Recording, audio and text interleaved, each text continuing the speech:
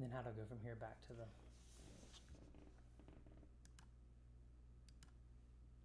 Yeah, I suggest everybody watch on YouTube. That's the cleanest place to watch, and there's not going to be any delay.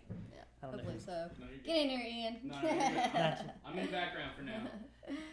Well, hey everybody. Welcome to the newly branded For the Network channel. So we decided to take all the wonderful Blonde Sabine YouTube subscribers and rebrand the channel for the team. We had such an amazing week this week at Galactics and getting ready for day 1, day 2, day 3, right? And our team had such amazing success. We've got George here and Ian, all top 10. We had Dave, so many others making the top cut. It was unbelievable. Big O, yeah. Let's talk about your success, though. Real quick, just an update. If you weren't able to make it or I didn't get a chance to talk to you while we were there, I did go 5-3 in day 1. So close. I know. I didn't get my day 2 bye, so I had to battle it out with many other amazing players. But it was so much fun. You had such a group rooting for you, and you're winning in. I know. I was emotional because everybody else was rooting for us. Like you were so there was close. There were not a lot. There were a couple of us on day 1 with the team. I mean. Yeah. It was so much fun. We had a lot of. So many great memories, good pictures, got to meet so many people we wouldn't have met before. Even teammates who we've only talked through Discord. All our Europeans. All our Europeans. We met all of our Europeans. We love them. Fantastic.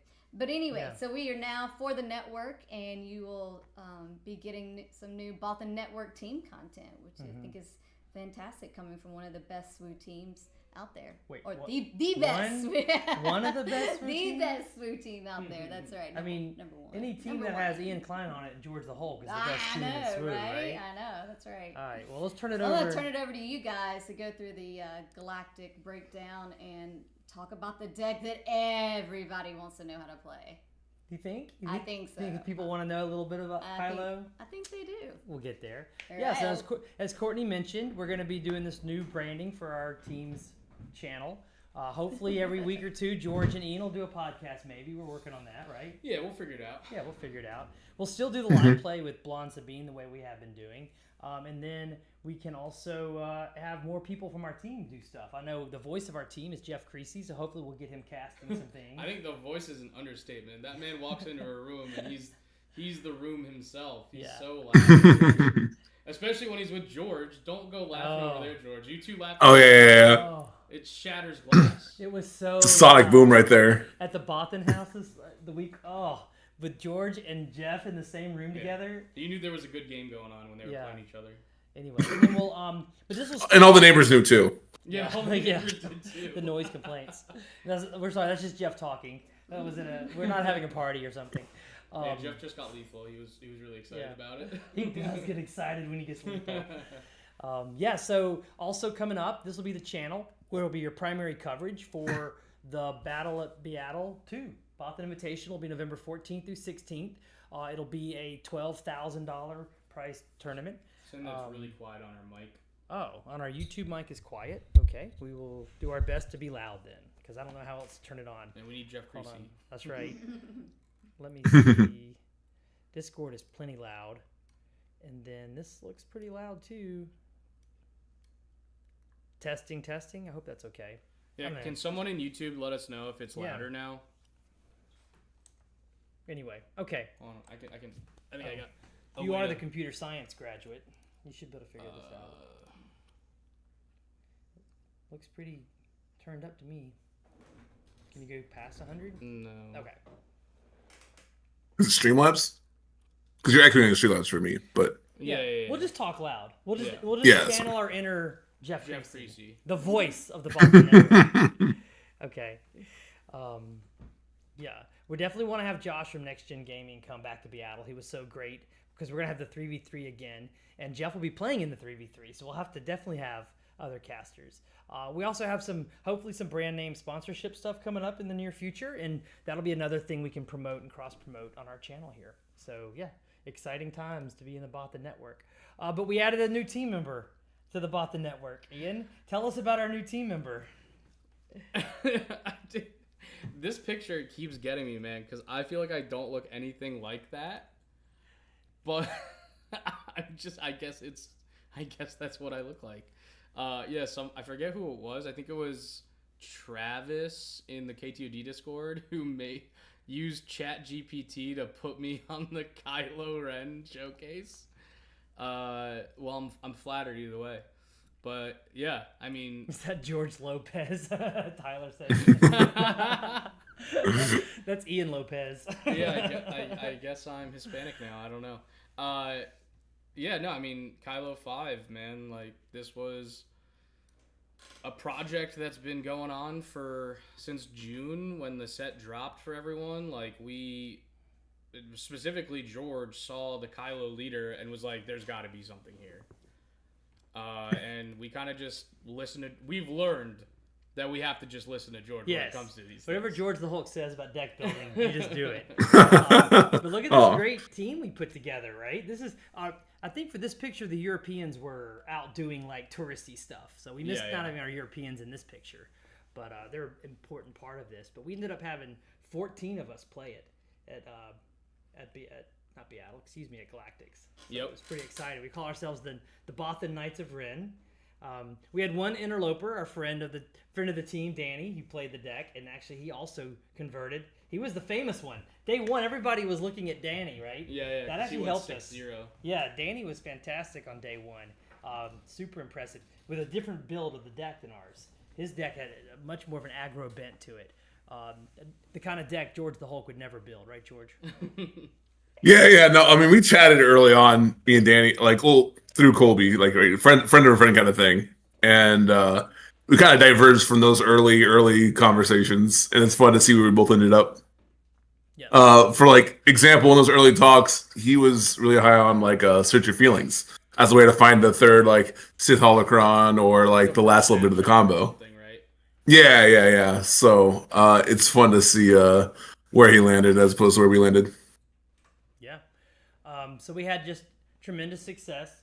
We had 4 day 1 Bothans play it. All 4 of them converted to day 2. Yeah, which was incredible. Incredible. I think I was so nervous for them because I was like, this deck is either going one of 2 ways. It's either everybody scrubs out and it's terrible, or it's going the distance and we're all going to do amazing. We really genuinely thought there was no in between. This is going to be a train wreck of a tournament or an amazing tournament. It turned out to be a George the Hulk amazing tournament. So. Believe. Yeah. And then when you combine the 4 that made it with the ones that were playing it on day 2, the rest of us that were already on day 2, we had 14 of our 30 Bothans on day 2 were playing the deck. So that was really amazing to have 14 people all in the same deck on day 2 of Galactics. And then we had 8 Bothans make it to day 3, 6 of them on this deck. So just fantastic results. And a couple of guys slipped into the top 8 somehow. Congrats. Almost the 3rd, George. And the 4th with Big O. George. It was so close. Bubble Boy and Ollie. Bubble. Was right there too. That was so... I mean, just imagine the timeline if George had squeezed into 8. Because if any one of us could beat a Talzin deck, George, it would have been you. Because you would have been paired with the Talzin deck that won it all, Bento's deck, in the top 8. Would you like to play that matchup? I mean, I'd beaten Talzin earlier in the tournament. It's, we workshopped a whole lot. I think it really depends on how they play the matchup, how heavy control they are, how their Talzin assassins line up. But like it would have been a good against Benton. It would have been an amazing game regardless. So I would have loved to, but not how the cards fell. A little bit of breaker luck didn't go my way, and someone's got to be 9th. So it's all good. All right. Well, let's. Yeah, I even felt like between Sip and Benton, who both played the deck, like I played both of them, and I felt like they played the deck a little differently too, which was interesting. Just in terms of like the mid game, like, they had the similar starts. And I think Benton was a little bit more aggressive, and that was a little bit more tricky for me than the way that Sip had played it. But maybe it was also just how the cards were drawn, Yeah. Only. Yeah, it depends on how aggressively they deny you from the force, right? If you can't like force throw them and get value, or force lightning if their assassins and their tyrannuses line up really well. But I'm not gonna talk about Talzin versus I can talk about that all day. Anyway. All right, well, let's get into talking about it all day. First off, I mean, can anyone deny the results? Look at this. Is this 66% plus for the entire tournament? Is that what I'm seeing? The number one deck in the entire tournament was our Kylo Ren Tarkentown deck. I mean, that's crazy. That's beyond crazy. That's sick, right? I mean... Oh, you're talking about win rate? Yeah. Yeah, a 60... That's wild. 2/3 win rate? As just the average person at running? the World Championship, right? Right. Not on Petronaki or... Right. That's the kind of numbers we were getting when we played decks on... Not this deck. We didn't play this deck on Petronaki, but when we were playing on Petronaki, we'd always try to get to like 70% plus. This deck almost did that at the Galactic Championships. It was crazy. Over that many rounds with people who had like... Because the thing about this deck is it catches on like wildfire, right? Even from the beginning, it wasn't like me and Ian were like, everybody needs to play this deck. We were just playing it naturally, and people see the deck operating and see what it can do, and they all gravitate to it, like say, "Oh yeah, I want to be on that deck." You know, when you swing for 14 damage instantly, these 18 damage turns, sometimes you Motti combo and it's 30 plus. Like people see that and get excited naturally and want to play it. So that's just kind of how it's spread throughout the team. Yeah, let's get through our testing process with Michael, because Michael, you early on kind of took the lead, and because we have a big team, and some people criticize us for having a big team. We have 37 testers, but let me be honest with you guys. How do you test all the combinations of leaders and bases and archetypes there are to test in SWU with fewer than 37 people? I mean, like, we had more to test, and we were at 37 people testing constantly. Yeah, it's already like, what, 3 leaders a person or something like that? Yeah, it was that? crazy if how much broke building. Up by a leader. Yeah, so Michael, are you there? Michael Carlock? Yeah, I'm here. All right. So, Michael, why don't you walk people through, kind of peel the curtain back and let us know how did the Bothan network approach set 5? What did we do? For one, as people outside the team might be like, "Oh, do you guys like assign leaders or whatever to team members?" Not really. We don't really like telling people what to do within the team. It is still a pretty flat structure, but for this particular event, we took a couple of different approaches. In this case, we elected on going for kind of like a pod leader approach, to a varying degree of success.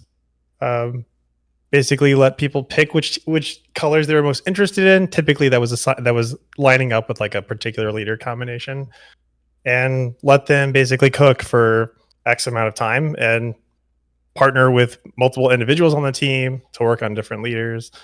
And yeah, we play a lot. I cannot stress to folks just how much we play and how much we play SWU. Yeah. Shout out to Tyler York, always does. Yeah, seriously. Junior. If it wasn't for Tyler, seriously, without Tyler, I don't think any of us would have done nearly as well as we did. No, but I mean, we could talk about testing for a very, very long time, but yeah, the general thing is we play a lot, and I mean a lot, and we test out different theories. We can get eventually to the testing house where we actually kind of really dialed in some stuff. Yeah, that's. I mean, I don't know. There's so much to talk about. It's a lot of fun. And one of the core ideas of the pod approach. Oh, sorry. Say again. I'll say one of the core ideas of the pod approach is if you separate it by color, aspect pairing, right? Where it's okay, if you have somebody who's focusing on blue yellow villain, for example, which was what I did. You explore these packages of cards. Oh, how do the yellow cards interact with force cards, and how does that change between Talzin and Barisofi and Thrawn, all this sort of stuff? You can kind of get through the whole card pool and all the combinations a lot faster when you're not swapping out cards and doing all this rediscovery of stuff already discovered. So I thought it was you mentioned it was varying layers of success, but I think it allowed us to cover an insane amount of ground in a very short amount of time. Yeah, doing the pod approach, I was in charge of the red-green hero pod because my Green Sabine background anyway. But it covers more than just that. I mean, red-green hero for us went all the way up through Han2 green and went up to Anakin green. We covered all of it. Mm-hmm. And then what was cool was another aspect of our internal testing process is that we have internal tournaments. Yeah. Like we were using Melee GP do, to yep. have internal Swiss tournaments. One thing when you have 37 people, you can have your own Swiss tournament. And so each Yeah, it's like a really large store showdown yeah, with the best players. the in the best world. players in the world. Store showdown with the best players in the world. No, but I thought the internal tournaments were tremendously useful in helping us weed out like Hantu Green is really bad. Like we figured out, like it's really bad. Like If you're prepared for it, it's yeah, and like Yeah, it's a scam deck. Yeah. Palp, like all the Palp Yellow that Colby and I tried, it was like, oh, that didn't work at all for us. So that helped having the internal tournaments kind of weed down the decks we liked, and then that got us to the Bothan House. But before we get to the Bothan House, let's talk about a little bit more about how y'all discovered in that early testing process.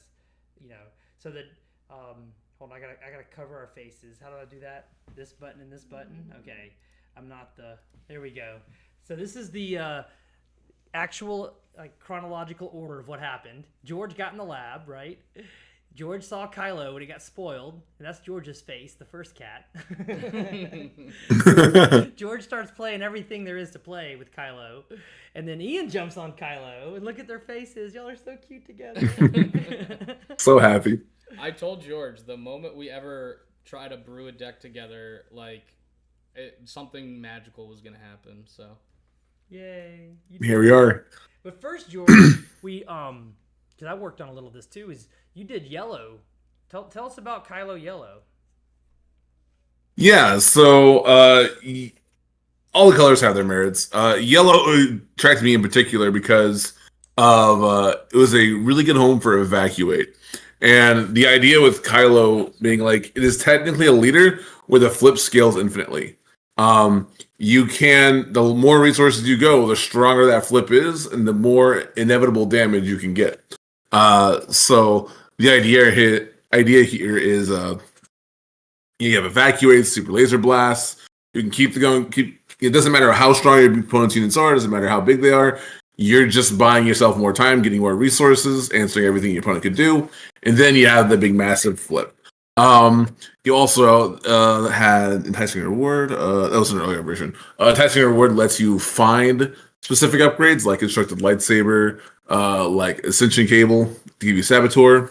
And yeah, being able to cycle through your whole deck was super nifty and allowed you to have less upgrades overall due to that ability and consistently get the Kylo cycle on. Really like yellow. Obviously, you get stuff like Snapshot Reflexes in an aspect. You get the shields from Jetpack, which kind of shut down any chances your opponent has to kill Kylo, and then gives them one action to kill them the following turn before they die. Yeah, super fun deck. I've done Force versions of this deck. This is the last version I had played with before we got whispers that everyone was going to be on Hantu. So I was like, Hantu meta? All right, we're going Target Town. Yes, we're going Target. Let's find that story here because there's a little bit of how did we get to Tarkin Town? Which one of you want to walk through this timeline? George, you want to do it? Sure. So I think, with the Legends of the Force, being the new set, everyone's tried new hot toys. I think most people did Kylo Ren with the Force cards first. Talon's Assassin's amazing. Tyrannus, Chirrut, all these sort of Force payoffs are really good, especially combined with the early Force units. And obviously Force payoffs like Force Throw and Lightning. So that was kind of an obvious place to start. It has consistency issues. If you want to QTQ up the Force, if your opponents are too big, if your opponent's usually too big to be Talon's Assassin, that sort of stuff. So we kind of gravitated away from that. I looked at actually, if you play this deck for any amount of times, you'll know that Migs Mayfield is just like an absolute MVP. Yep. We'll go into that more later. But following that logic, I was like, okay, Thermal Oscillator, less cards in deck. I can mulligan for Migs and find Migs more often. So we were doing, I think the version was It's So Consistent You'll Tilt. Where the idea was find Migs, find Force Throws, dig through your deck super fast, lots of deck velocity, and how consistently can you execute that game plan. And to let you cheap out on upgrades too, which one of the things that we as a team struggled with, I think the most was like finding the right upgrade package and how many upgrades, how many utility upgrades, like perilous position could you run. Really hard math problem because you can play these type of decks a million times, and just because of the sheer variance of draws, like you'll play with like 14 upgrades and it's never a problem, and then someone else will play with 14 upgrades and they just like never see one, right? And it's really hard to actually go back and like not be biased from the games that you just played. And we kind of wanted to just have like a pure math approach, which also was not always correct, because it's like the math kind of said you needed like 21 or 22 upgrades, right, George? Like if you wanted to cycle every turn consistently. If you would have like 95% consistency, yeah. Yeah. But then you would also run into problems of like, I have a hand of 5 upgrades. Now I can't play my turn because they just killed my only guy. So, you know, you wanted to avoid those things too. So it was really tricky finding the right balance. And, you know, the thermal oscillator version, like one of the benefits of that was you could run less upgrades because you had 5 less cards in your deck, which meant when you cycled, you were more likely to hit another upgrade. Yeah, for sure. And I think it's an interesting milestone because Jeff Creasy made our slides, and we appreciate that. But we were actually trying to even make a first turn kill on Tarkentown even more consistent. So y'all want to talk about Dengar and the blaster any before we move on to how we actually fixed it with which throw? Yeah, so basically what happened was like George had been working on the red Kylo deck from like basically day one, and I was just so intrigued with it because it did something different. Like no other deck in SWU comes close to doing a combo of any sort, and this was like the first deck. It also interacts with the discard pile in a really unique way that like no other deck really did besides like Afra, but like that isn't a real deck. I'm sorry to all the Afra lovers. Not really a real deck, at least competitive in the competitive sense, right? But like we saw the broken turns that you could have with this deck in that old original red version that George brewed up. So I was just like, well, let's just take this to the logical conclusion. Let's keep play testing it. It feels like it's so close. There's just like this consistency issue. Like when you don't draw MIGs, it felt really bad. When you didn't have a force user, it felt really bad. So like there was just things that needed to be worked on. And for me, one of the things was like I wanted to prove to our teammate Tyler York that the deck was legit, because Tyler wasn't the only one doubting the deck. Yes, but Tyler. But in our defense, we didn't have some pieces that we had later to make the deck. No, for sure. But so Tyler is like one of my best friends. Love him to death. He's been playing card games with me for over 10 years, and like the specific thing with Tyler is that he's the fun police, and he's yes, Cluis's friend Tyler, and so like. I needed to prove to him that this deck wasn't a meme, because he's just like, no, you can't play this deck. If you play this at Galactics, you're scamming yourself. Like, you're just going to like have variance and you're going to lose and all this stuff. So I put the deck down. Yeah. I put it down. You played Yoda. I started playing Yoda. Yeah. I was like, Kiadi Mundi's just too much consistency. It's so good. I'm just going to play that. And like, I want to play Yoda to beat the other blue-red decks. That was my goal. So I like stopped playing the Kylo deck for like 2 weeks.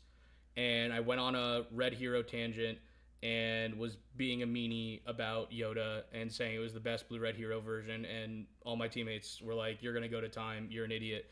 And then I didn't play Yoda anyways. So, but like the real thing was I think it was like literally July 1st. I like went to bed and I was just like, wait, why haven't we tested Tarkentown? The best red base there is.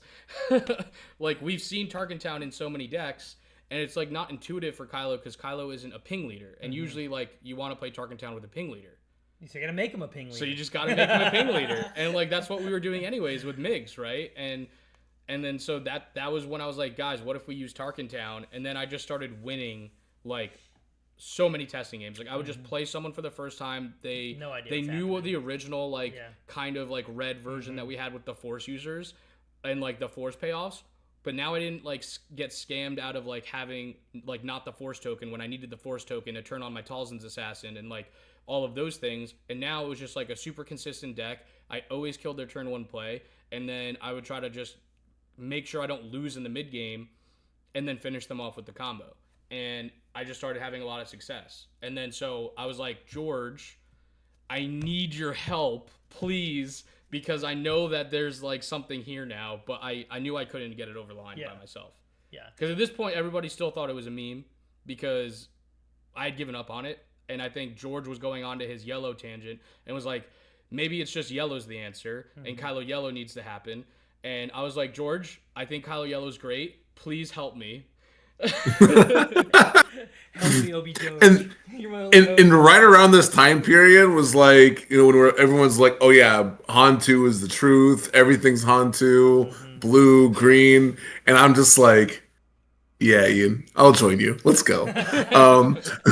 So this slide specifically, Dengar and Holdout Blaster is referring to a theory of like, what if we just 95% of the time just always have the answer to kill your opponent's turn 1 play, right? Like, the thing about Dengar is you can Dengar plus like hot shot blaster your opponent's unit and then target down, and that kills a 4 health unit. So whether it's Grogu, whether it's Yaddle, Holdout. no, hot shot works too with Dengar. Oh, sure, yeah. I see. Because Dengar pings whenever you upgrade their unit, and then you target down.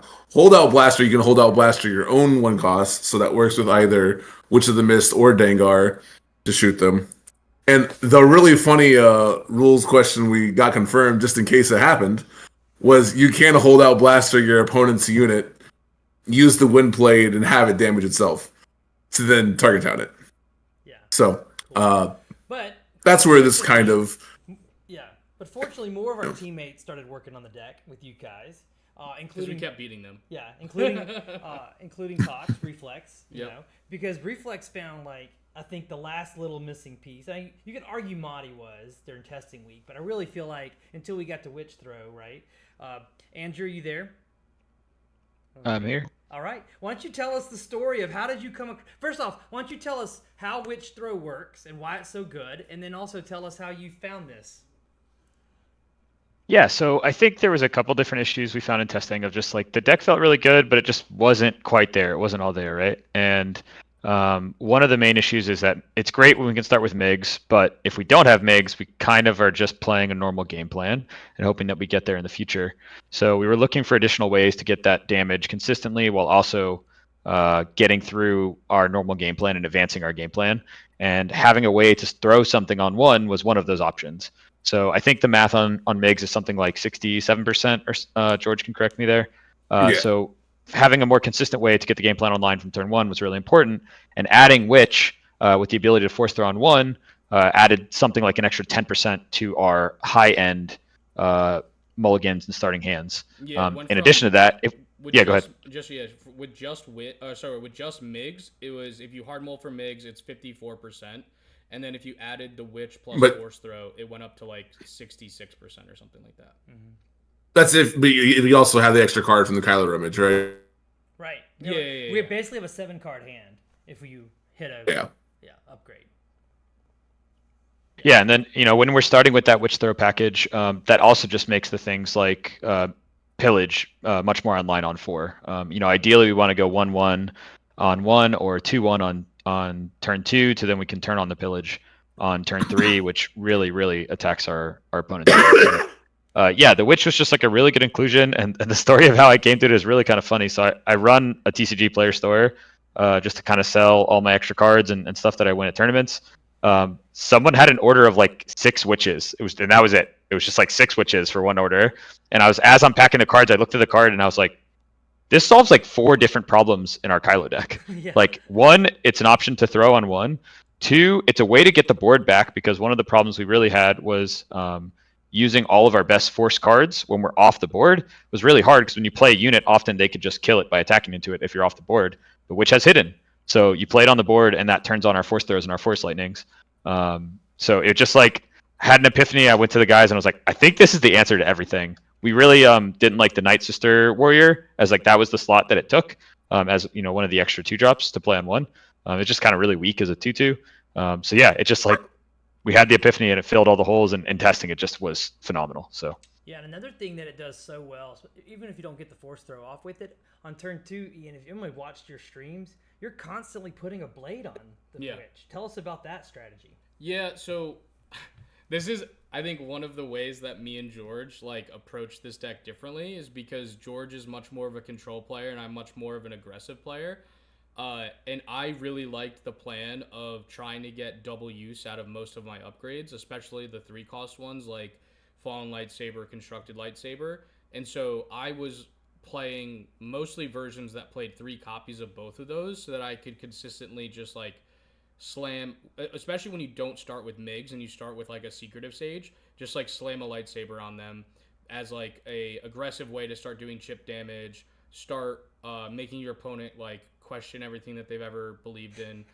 You know, just those kind of things where they're just like, wow, I didn't expect your like 7 deploy leader to hit me for 10 in the first 2 turns. You know what I mean? Like, and so I had a lot of success with that, and I know George, that's why George was trying to like find those like the Dengar and the holdout blaster lines, and he was striving for more of the consistency of like the original control-y game plan in the early game. And that's where like when we added Witch of the Mist, it gave us some extra tools because Witch of the Mist has hidden, so you could play Witch of the Mist and then upgrade it in the same turn without them being able to respond. Without them being able to attack into it before you get to upgrade it, which was like a really cool way in the end game to try to like get the last like 4 damage that you need, or like whatever it may be. It's also really great power protection when you're playing against Power of the Dark Side decks.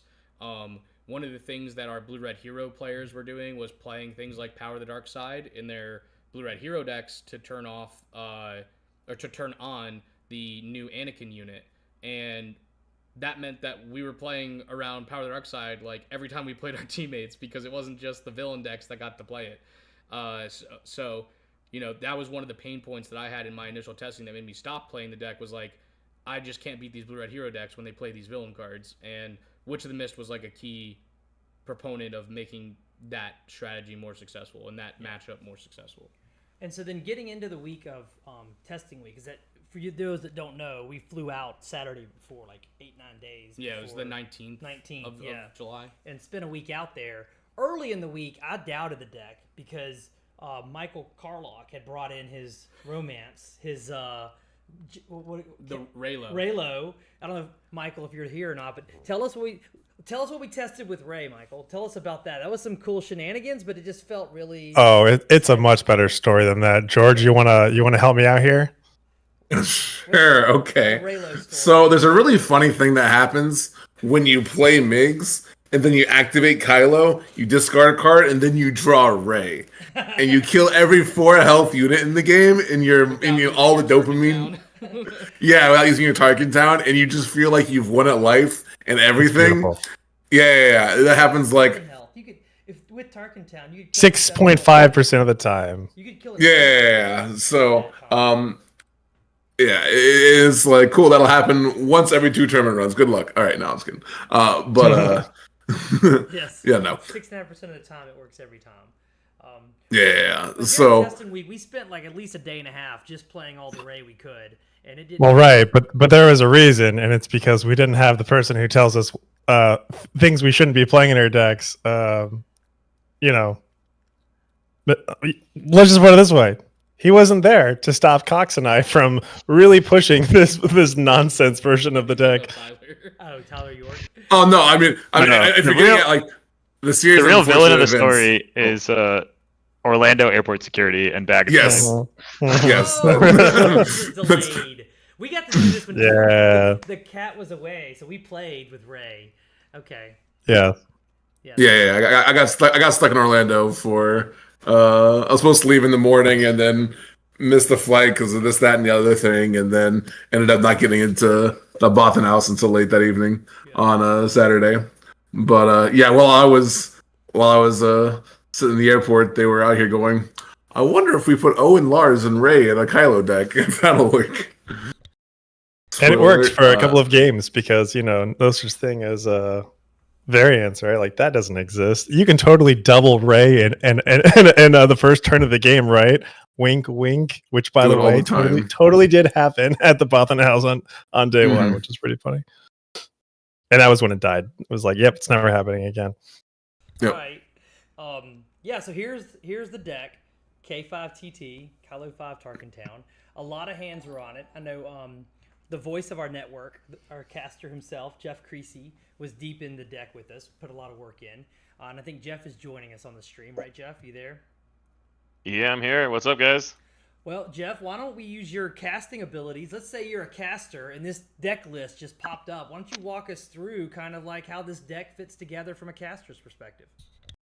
Yeah, so I mean, I think you look at this deck and you see, you look at it at first glance and you're like, oh, there's way too many upgrades. The general problem in this game with upgrades is you have to draw the right balance of upgrades and units. But Kylo really solves that problem with his ability where you just cycle the upgrades and you get them back on him later, but you can also just deploy them on your early unit. So it gives you a lot of flexibility. If you drew 3 lightsabers and a witch, then you cycle a lightsaber, you play the witch, you play a lightsaber, you cycle a lightsaber, you draw another one, and it really gets the train going. And especially when we're in a meta like this where everyone knows that cards like Force Throw and Force Lightning and Power of the Dark Side are incredibly impactful, and especially in our testing also Anakin, the fact that you can cycle through your deck to get to these 3-4 cards that matter in every single matchup so much, you get them way more consistently than everyone else. I guarantee you, if you ask who drew 3 Force Throws per game, the people playing this deck drew it more times than any of the Han2 Blues or any of the other decks, because we sit here and we churn through our deck to get to the cards that matter most. Can you get high rolled? Sure, but the whole point of this deck is consistency. You know, if you get a Fallen Lightsaber on a Witch or a Constructed Saber, you're still getting this big buff. If you cycle it to get your Kylo later, you're still finding your Pillages and your Lom Pikes. You're finding your Force Lightnings. You're finding the smaller number of very high impact cards, and that's where I think that's one of the reasons I think the deck really shone at Worlds, is because you get the consistency that other decks just don't have, especially when you compare it to last set where we were in a Data Vault meta where we said all the cards are the same, let's just give more health and get more cards and whatever. And this deck is kind of the exact opposite of that, where we're saying, you know, these 3 or 4 cards of, you know, MIGs, Force Throw, you know, that they are way more important than every other card in the deck, so let's just find them way more consistently and kill people with them. Yeah, I think one of the funniest things in testing was like we would get stuck with these one of the things that we kept going back and forth on was like how many 2-drops should we run, like turn 1 plays. And like the deck's kind of very forgiving with that because of the extra cycle that you have on turn 1 where you get you basically have a 7-card hand if you want to. And it was like functionally it was like 1.5 extra 2-drops is what the deck had because of the extra card you saw. And I can't even recount how many times Reflex would have a either no turn 1 play or just a witch, cycle a card, and then get the witch Force Throw combo. Yeah. Like it was an insane amount of times in testing he would do that. I still remember there was a game where we were testing. I was testing against Vader Yellow, and we were trying to make sure that our post-board plan was still good. And I mulliganed into no turn 1 play. Usually in testing, we'll just re-mulligan because those games, like, they don't really matter. You know, like, sure, you lose with no turn 1 play. Not great data. But I said, you know what? Let's keep it. We're testing out the worst-case scenario. Might happen at Galactics. So I had, like, Force Throw and a couple of upgrades, whatever. So, all right, fine. I cycle into a Witch. All right, I play the Witch. I play the Force Throw. I win the game on turn 1. It was great. And it's just, you can't do that with other decks. All right, well, that's the deck. That's the list. And I think it'll be the most played deck on Petronaki this week, right? Probably. Yeah. So we've kind of already covered it, but let's, I guess, move him, George's face. We can just mute the faces for a minute. But the Motti, let's talk about Motti. Oops, wrong button. There he goes. Okay, so I think y'all have heard now already how important Migs is and how the Witch, and especially with Force Throw, is the best combination. Those are our key cards.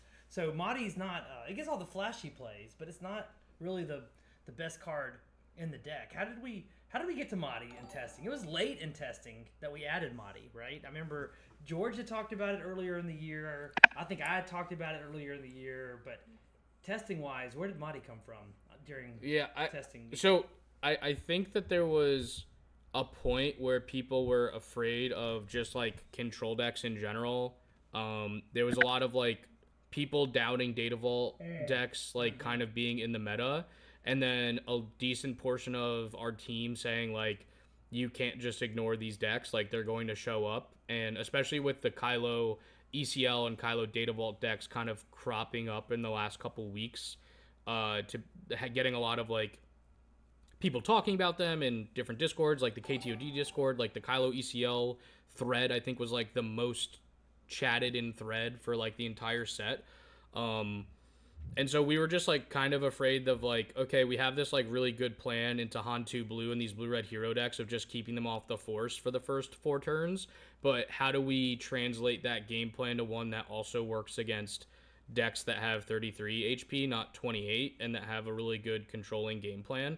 And so George and George style goes back to his old reliables. And George, how many times have you tried to make Admiral Motti work? That's not fair. A lot. And usually ends up being like some mostly convoluted like three card combo, right? The beauty of Motti and Kylo is it's a 1-card combo. Because all the cards come from your discard, and it's your leader flip that you're comboing with. So all the Motti it's very reminiscent of, I think Wu made a quote when referring to like Han DJ, where he's like, it's not a combo, it's having a card with a leader. Yeah, exactly. That's just how it works, and that's how Motti works with Kylo, because like other decks, like, oh, you could throw a lightsaber onto Darth Vader, like you can like Vader's saber and like kill Motti with the on attack or whatever, and like that was a thing. Or Motti with like Grand Admiral Thrawn, where you like ready 2 units at once and like exploit them and go crazy. Like I've done all this sort of stuff, but it's always like 2, maybe 3 cards for a combo. Motti and Kylo is 1 card. Yeah, it does the thing. So I know Mando in chat asked a really great question about if Force Throw gets banned, is what happens? What do we replace it with? And it's hard to answer that because if Force Throw gets banned, the whole meta blows up. Like what we're playing, we might not have been playing decks with blue and red in them after Force Throw gets banned. It's impossible, I think, to predict what's going to happen with this deck or any deck if the ban list changes. Do y'all agree with that? Yeah, for the most part. I mean, if every Force deck is getting a hit, it's obviously going to hit this deck as well. But we tested a bunch of decks that didn't rely on Force units and Force Throw and Lightning. So, I mean, the deck itself is viable still. It's just you would have to build it a lot differently. Like, Migs and Kylo and Tarkin Town wouldn't be banned. So, you still have that powerful interaction. You would still have the interaction with Motti. Like, it's just that you don't have, like, the Witch Force Throw stuff. You don't have the mid-game, like, Force Throw pillage on 5 resources to get the 3 cards out of your opponent's hands. Like, Can I use my favorite George the Hulk quote? Yeah. You ready? Well, it's a different deck, isn't it? It's a different deck. It's a great quote. Propose something. Like, what if we do this? He's like, well, it's a different deck, isn't it? George, yeah, because throw. What is it? It's a different deck. Yeah, because like if you're not using the Force payoffs, right? Are you still because like I know Inferno 4, Kylo's TIE Silencer, these are discussions now. Are you chained to lightsabers still? If you don't want to use Force units, do you still want to use Force units? Like these are all little knobs you can turn. Yeah.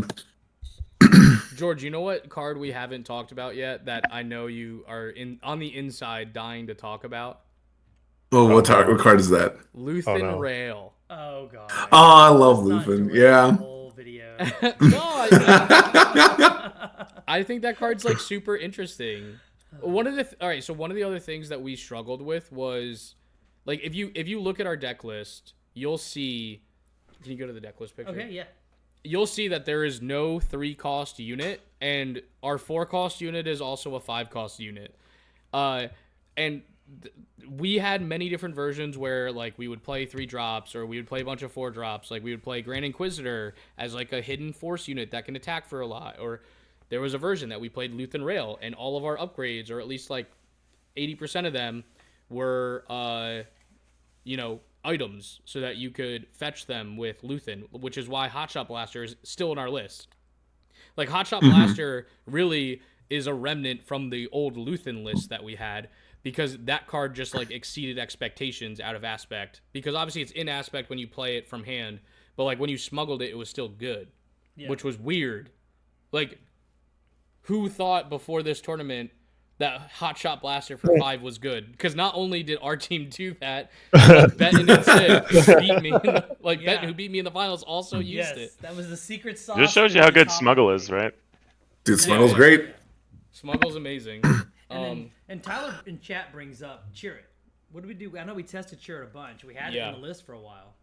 Yeah, so I'll take both of these. So I was on Cheer It going into the Bothan House as a like healthier force unit that you could like force lightning. It was a sturdy force unit, and force lightning on 5 to kill a leader is like a really common play pattern, and Cheer It kind of enabled that, in my opinion, a little more consistently. It also served as a roadblock to start getting damage in, where allowing Anakin 2-for-1 more consistently too.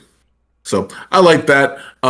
I think I was off constructed in that version, which is like ultimately it's incorrect because you went the upgrades and the flexibility constructed gives you.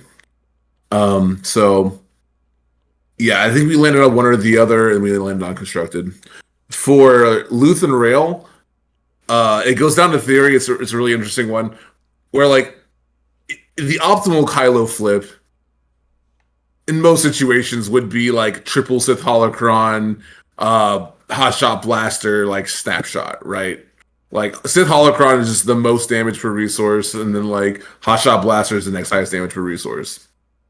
Well, Luthen Rail, it lets you look at the top 5 cards of your deck every single time you attack with them. He also has a really nice, like, that 4/5 stat line, hits all the 4/4s, hits the Talisman's Assassins, hits the Kiadi Moonies, all that sort of stuff. So it's really nice on that front. The thing about Luthen Rail is, like, this is also the heroic upgrade used to be Ahsoka's lightsaber. So that way you can more easily find the heroic card for Anakin.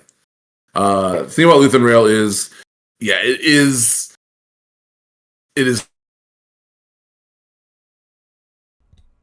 Oh, we lost you for a second, George. Oh, that's okay. Am I back? Yes. Cool. Yeah, having to be on attack, your opponent be able to answer it. It puts you in this weird situation of like, if you build your ratios around Luthen, you're inconsistent when you don't have him, and if you don't build your ratios around him, then like you don't need him. So we eventually decided that he wasn't necessary. It was better just to go for more consistency. So, but maybe if like Force Throw gets banned, we can like think about that version again, because we don't need as many Force units, and he's not a Force. It's a whole different deck then. It's a different deck. Truth. All right, well, let's go on to kind of the North Star of our. What are we trying to do with this deck?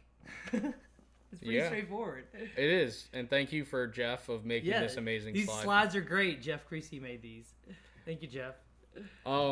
Yeah, I mean, obviously, it's Always happy to put some slides together. It goes back to my engineer days. Your slides are fantastic. If you haven't ever watched the masterclass y'all did with Loopee on Vader 4, those slides were effing hilarious. So for sure. So good. Yeah. Oh, are we back? Okay. We back. Yeah, so obviously it's just to kill your opponent, right? You want to do enough damage to make their base go to 0. Yep.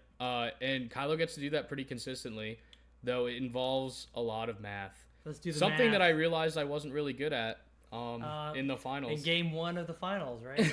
All right, let's do math. Who wants to walk us through math? Yeah, so the big thing is like most of the time you need to you don't ever have to worry about math until the 7 resource turn, right? Yeah. Like you don't have to think about it. Don't tell them that. Once you're at the 7 resource turn, you can now flip your leader. and now you need to think about, okay, how much damage can I do? And part of that is like, okay, do I have snapshot reflexes? Snapshot reflexes is 3 resources, but you only get 1 damage, but you get to do an attack right away. One of the things that we found against like the Tarkentown decks or like the ECL deck, like Sabine ECL or Cad Tarkentown or Quinlan Tarkentown, was that if you had 1 constructed lightsaber, 1 Sith Holocron, and a snapshot reflexes, you could do 13 damage with 1 attack, which coincidentally is just enough to let you kill them in 2 hits. Yeah. So, or if you got chip damage along the way. Right, if you get chipped that may just be fatal to a lot of those 25-point bases. Yes, Tyler. 6 resource. This math is a future me problem.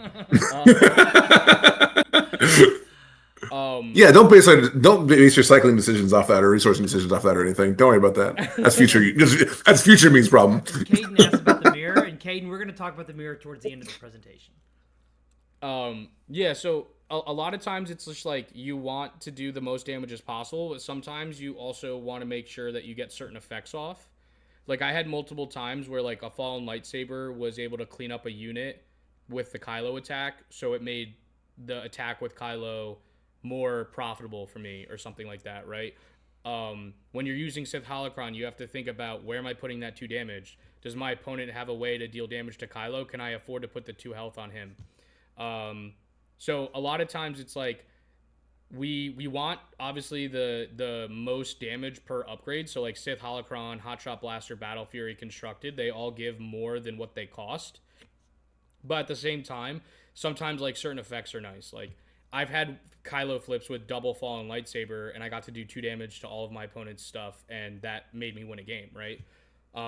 Sometimes just having the Battle Fury on Kylo because your MiG, like you had a second MiGs or your MiGs never died, you get an extra 2 damage out of the Battle Fury because you discarded a card on the Kylo attack, which then triggers MiGs for like fatal. Like that can happen in a decent amount of games.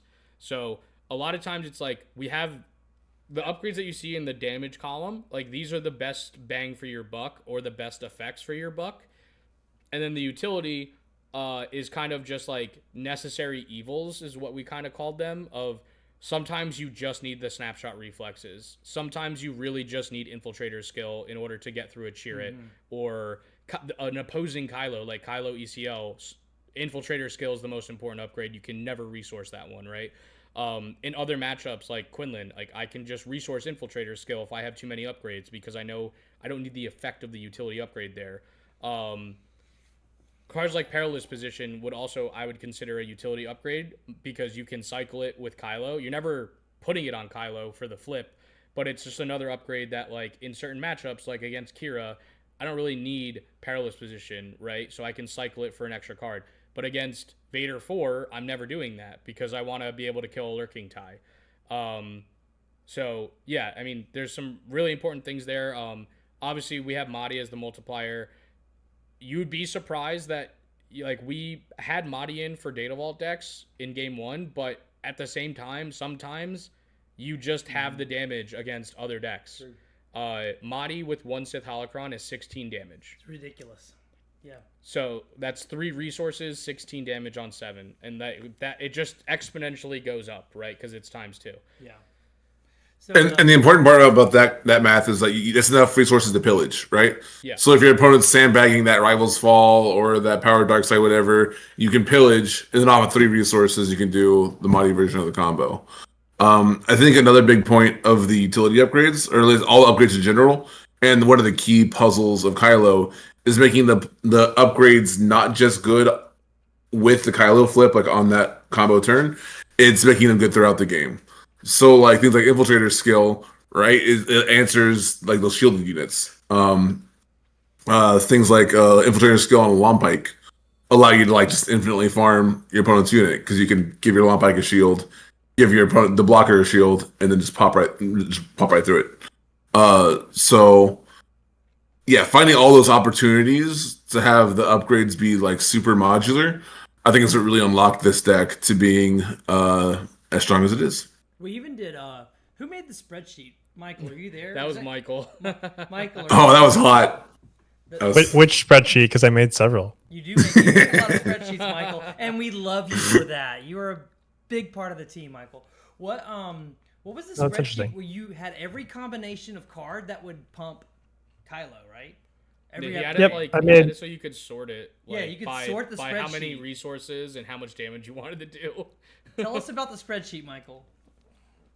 I like making spreadsheets, and Kylo's I don't know what else to uses say. spreadsheet. There's not much there. There's not much to it, man. It's just like, oh look, I can make 547 combinations of damage, based on some of our builds. And then at one point, ChatGPT's just stopped working, and I was like, you know what? I'm fine with this. I don't need to make another spreadsheet. But yeah, the idea was just making it sort by whether it has snapshot, whether it has saboteur, number of upgrades, total attack, total health. And then to see if there were any like patterns. And at some point I had to kind of like simplify it to be like, okay, what are like the 5 most damage per cost, per snapshot, per saboteur? And yeah, very useful for learning like high level things. And I was studying them throughout the week, or I guess like the 2 weeks leading up to Galactics, but also made them for other versions of things based on whether or not we had a blaster or whether we had X number of upgrades, whether it was this version, do we have 2 constructed, 3 constructed, all to, yeah. It was a lot of fun making it.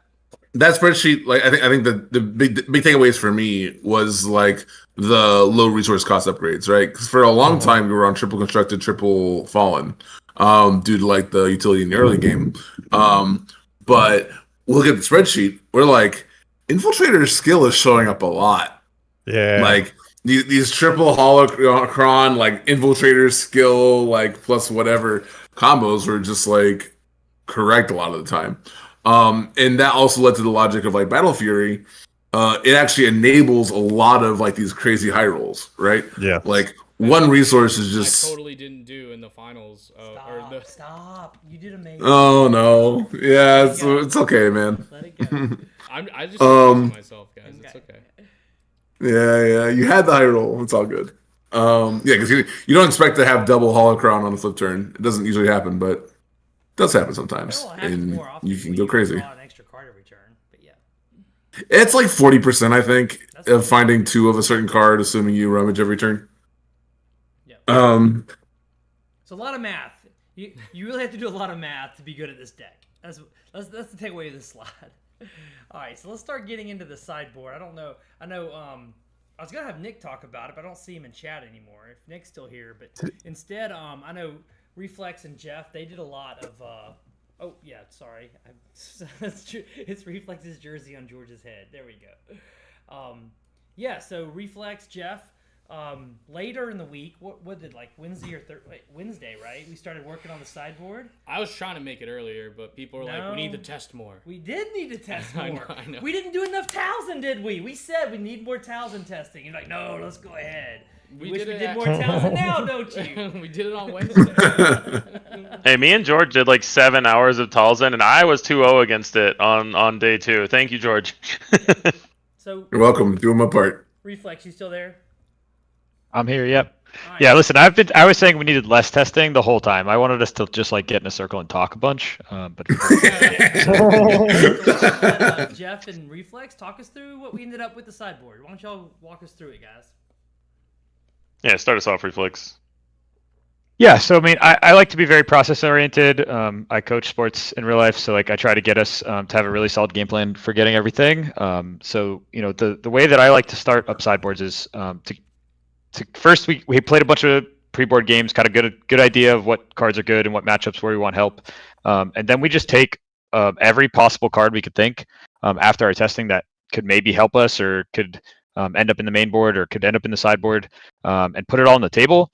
And then we literally we went from the meta from like 1 to 13 down the list of what the most popular decks were, and we kind of build ideal 50s. So we had probably a pool of 75 cards.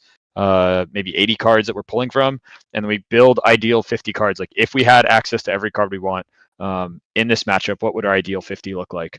And that gives you a really clean idea at the end of it. It's a pretty intensive process, but like at the end of it, you see, oh yeah, we had this card in the sideboard, but we only brought it in one matchup as a one of, because you really have to think about what cards you're taking out, not just what cards you're bringing in.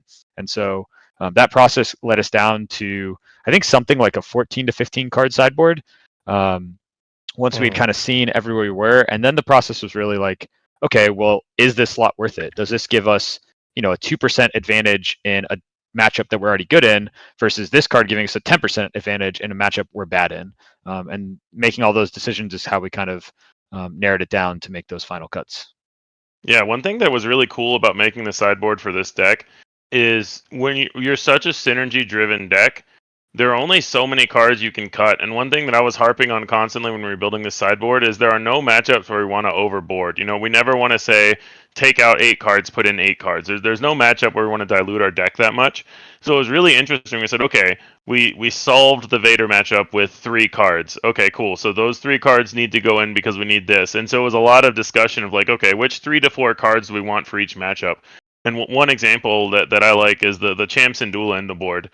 So there's not as much ramp as there used to be. Cham was really good against Han 1. Han 1 doesn't exist at the moment. But we said, the Kylo, ECL, Kylo Data Vault decks, if they ramp and flip a turn ahead of us, it's brutal. We were winning like single-digit percentages of the games where they could do their thing fully, ramp, flip early. But if they ramp, we curve into Cham, all of a sudden things are on parity. So it was a high enough priority for us to put something like that in the board because the worst-case scenario was so bad for us. And this building the sideboard for this deck was a very unique experience because a lot of times you say, I'm going to board in all 8 cards in this matchup or 10 in, but I don't think we have anything where we board out more than 4 cards. So it's really interesting to have these just like separate sections of our sideboard and to be able to fit them in because the deck is so consistent. You don't have to overboard for these, what would otherwise be bad matchups.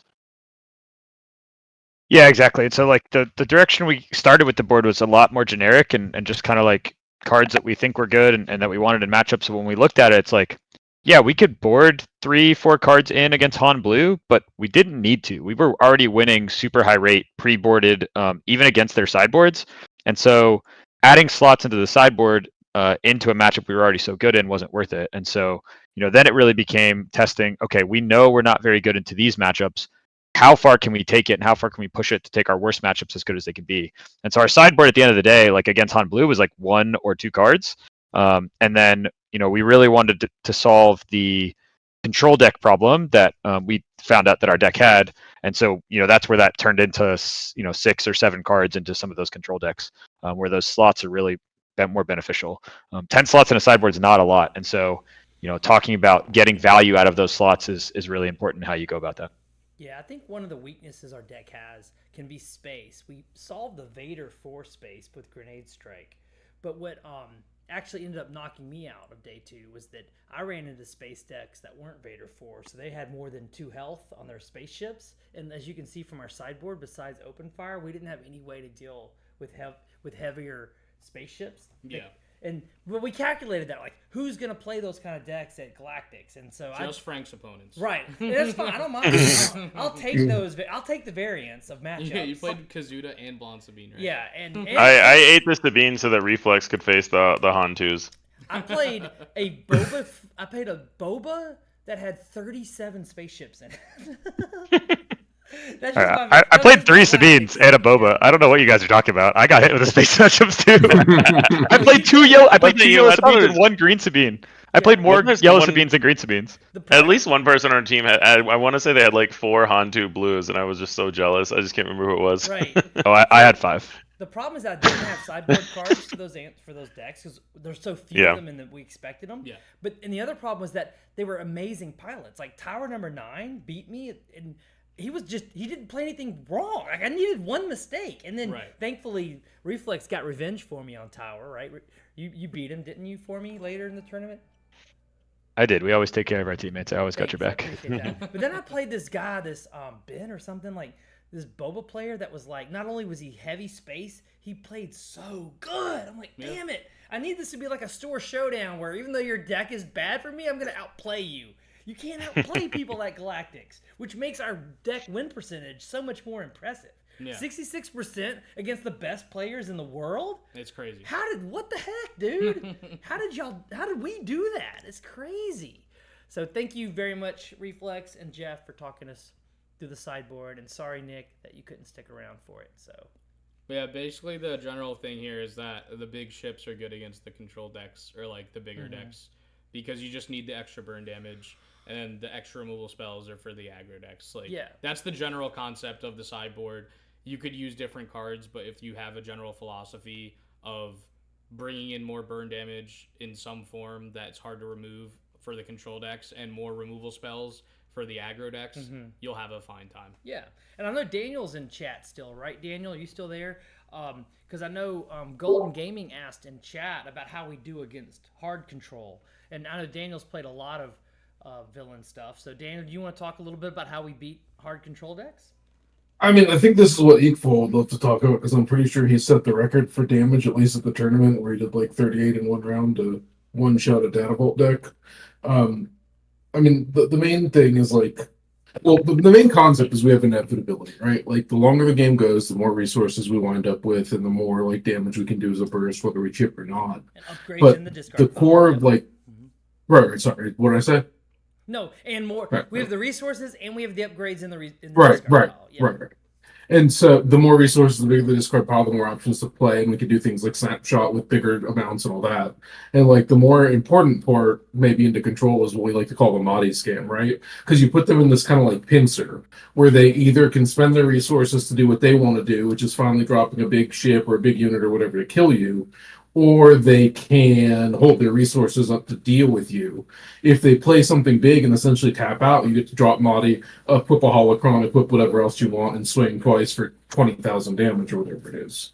If they decide to just keep holding up resources where they're like, all right, I'm threatening the Rival's Fall, or I'm threatening this, or I'm threatening that, it's like, cool, bro, I'll just keep hitting you for 2 or 3 at a time until you're dead anyway, right?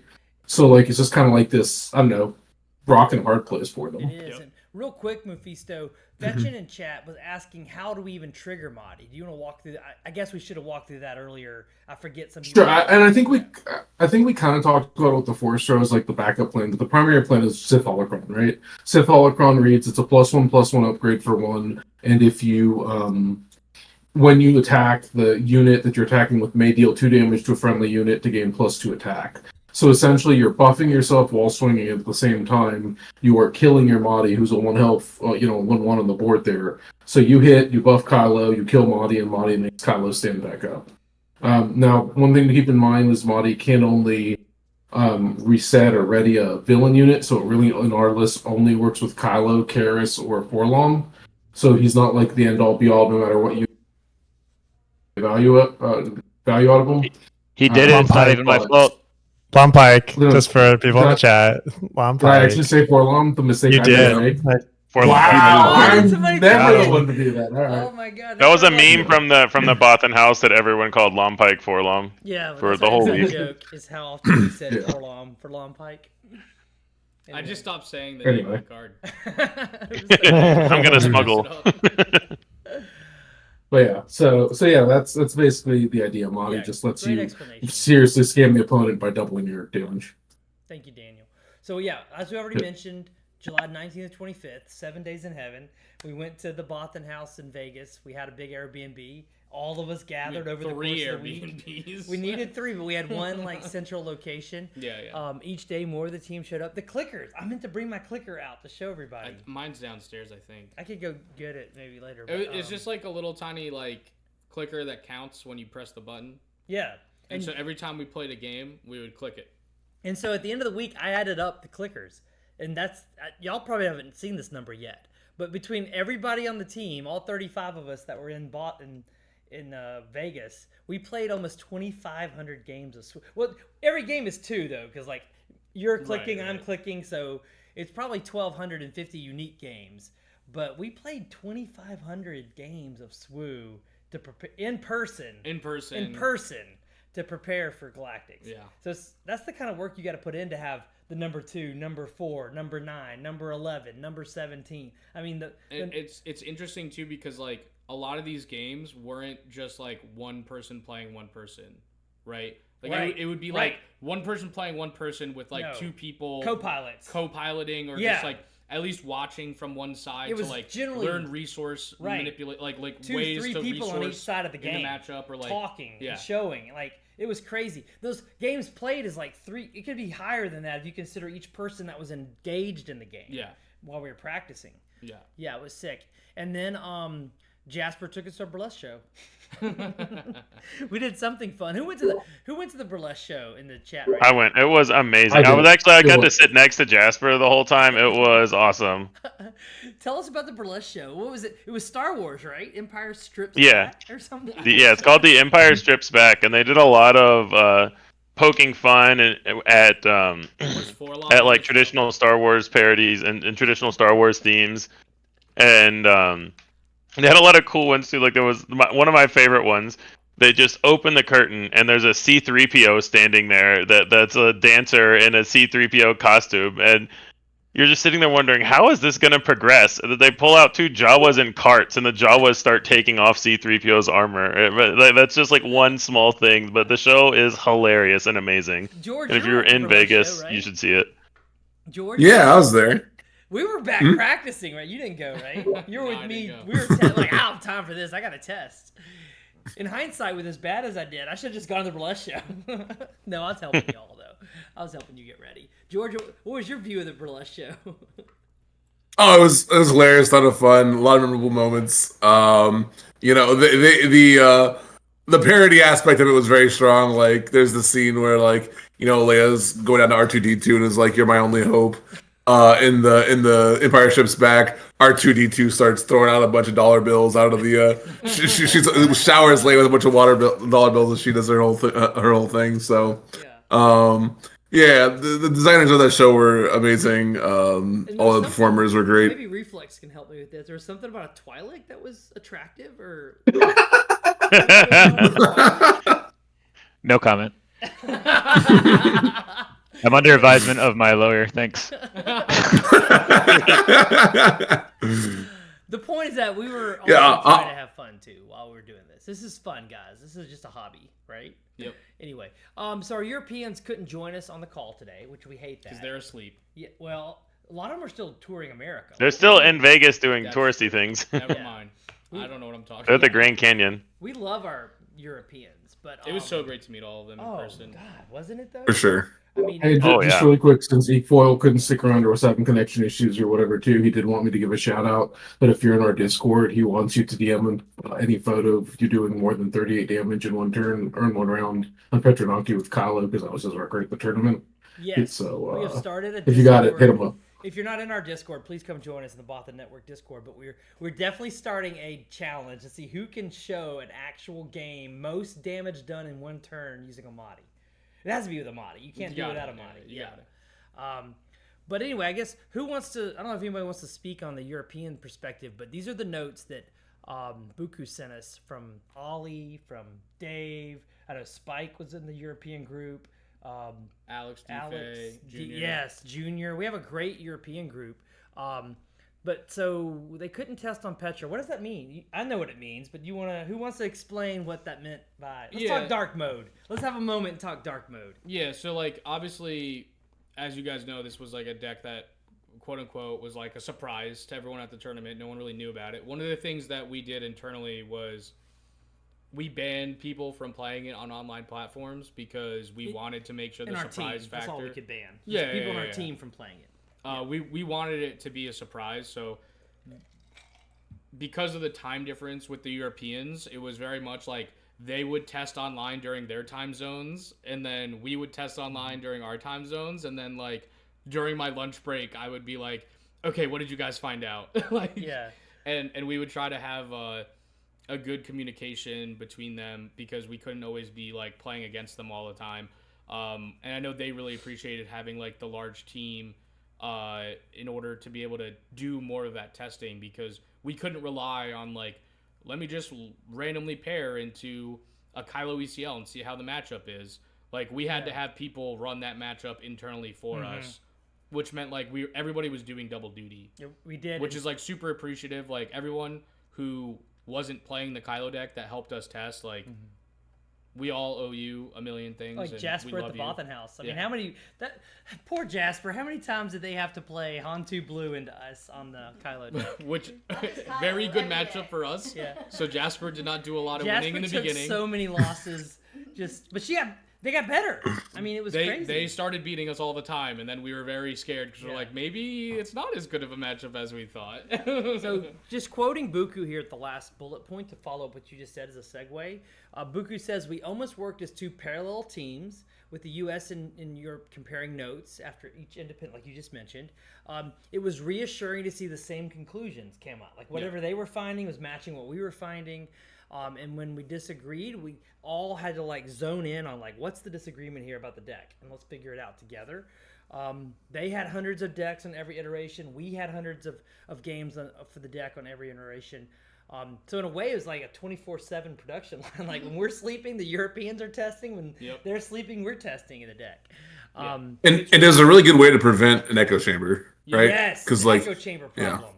Because we couldn't test it on Petra because we didn't want this deck to get out to anyone. But if you're only going to test, and again, it's one of the advantages of having 37 people on the team is that we can get enough testing internally. If you have like an 8-person team, how would you ever get enough testing without playing on the public platforms, right? Right. But it kept the problem though when you do keep testing internally is the echo chamber, right? Yeah. That we're only doing the same deck, same thing, same players. But the fact that we had the Europeans and us running on 2 different tracks and then comparing notes, I think it really helped the health of the deck. Yeah. Yep. No, it really did. Like, I was trying to be really greedy with a lot of lists where I was running like 1 snapshot, 1 infiltrators, and the Europeans kept calling me crazy and that. I called you crazy on that. I was the 2-2-2 guy. I was like, we need 2 of everything. Just throw 2 of everything. And they really liked pillage. We ended up settling on 2 after starting with 3. Like, Dave was really focused on like which of the heroic upgrades should we use, because like Ahsoka's lightsaber could be 2 damage for 3. Heroic's only 1, but you get the added bonus of using heroic as like a damage pump when you get to just leave it on something, or if you play it on like a unit your opponent taps out and you have 5 resources up, you can just get a +4 out of nowhere with Overwhelm, which is like really important against Sentinels. The 3rd Lone Pike was like something that was contentious for a while. It wasn't. George was never doing less than 3 Lone Pikes, right, Mr. Smuggle himself? Oh, 100%. Yeah. Well, it's not even. It's the smuggle was super important because we were force throwing and we're playing against force throws. Our size was going down. But like also, you'll notice the crazy thing if you look at the deck is like, as far as actually playing on curve, we have very few options. Like we don't have that many actual 4 costs, that many actual 5 costs. Actually, I think there's 0. We'll only have the 3 Anakins. Like it's usually combinations of cards. So. And that was one reason I tested the Ray Blue hero unit so much during testing week. Is like I kept trying to make the Ray Blue hero work because we needed more at the 5 spot, but it was just too fair, right? Like George, what does it mean when a card is too fair for people who don't build a lot of decks? What does that mean? Yeah, I mean, there's a certain amount of numbers, stats that you expect out of a card, right? And like Ray, you look at it and you think, oh yeah, I'm getting way more stats than a normal. Like you don't have a 4/7 for 5. That's like crazy, but like it's still only 4 attack. It still doesn't have any immediate impact. The eventual conclusion on Ray was that she's good if you're already winning. And at that point in the game, if you're already winning before your Kylo flip, like she wasn't necessary, right? We needed pieces that helped us get the board back if we needed to get the board back, and she didn't help us get the board. I think like the cards like Lone Pike really helped when we moved to pillage, because I don't think we added pillage until like what was it like a week or 2 before we got to the. It was like a week before the testing house, and George was like pretty adamant on the theory of pillage. And I think I had tried pillage in the original version that didn't have Tarkin Town, and I was just like so against it because the original version that we had tested with it was bad, and it wasn't pillage's fault, and I was putting it all on pillage. And I think that was just like fundamentally incorrect. But like you don't really you get a team, brother. You don't do this by yourself. Well, no, it's really hard to like think about those things outside of it. It's like I played this card before, it was bad. It's like, yeah, but was that card bad or was the deck bad? And like was the concept of what you were trying to do, like that's something you have to really learn. It's hard. 300%. It's hard to be able to take those things out. So when like the same thing happened with Witch of the Mist. I think I tried Witch of the Mist really early on and it didn't work out because the deck version wasn't as good as the one that we ended up having. So it was really interesting to find that like I think in the tournament itself, I played Pillage on 4 or 5 resources in like 60% of my games. Yeah. Like I just never It's so resourced good. that card, and I Right. just always played it. It was just like so good, and following it up with like a Lone Pike was so insurmountably valuable because you get to do some crazy stuff where like against certain decks, like Hantu Green's a great example. They don't have a really good way to actually kill Kylo after you attack, and Lone Pike can help shield it so that when they hit into your guy, they have like 3 units out, and that's their way to kill Kylo. You get to stop them because you gave a shield to Kylo. I think we had a 91% win rate at the tournament against Hantu Green. Oh yeah, no, that matchup was so very free. good for us. Yeah. So the last point on the Europeans before we move on is because over a year and a half we've built so much trust together, and the Europeans who've joined the team later, kind of in the whole kind of life cycle of the Bothan network, they still trust us though. Yeah. Like when we added Motti the last few yeah. days, they were traveling. They were flying from Europe. They were driving to Las Vegas. They didn't have a chance to test Motti at all. And we were just like, guys, just include it. Just I put swear. Motti in. And they're like, oh, you said so? Okay, we do it. Okay, I don't know. That's my European. So they were literally making day 3 at Galactics, playing a deck with Tards they'd never tested just because they trusted us in the work we were putting in. Yep. So I thought that was sick. Like, And I know Dave had a lot of Motti kills. So yes, he loves it. Yeah, he loves the Motti.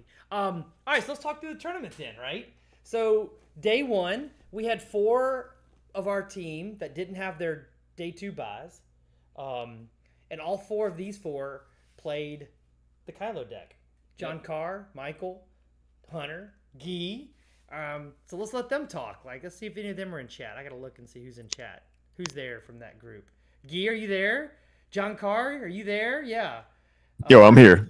Okay, so Yep, I'm here. you guys joined late. Like, you only okay, John, you're super effing impressive. Like, how many games of this had you even had when you played the deck at Galactic? So you showed up late at Bothan House.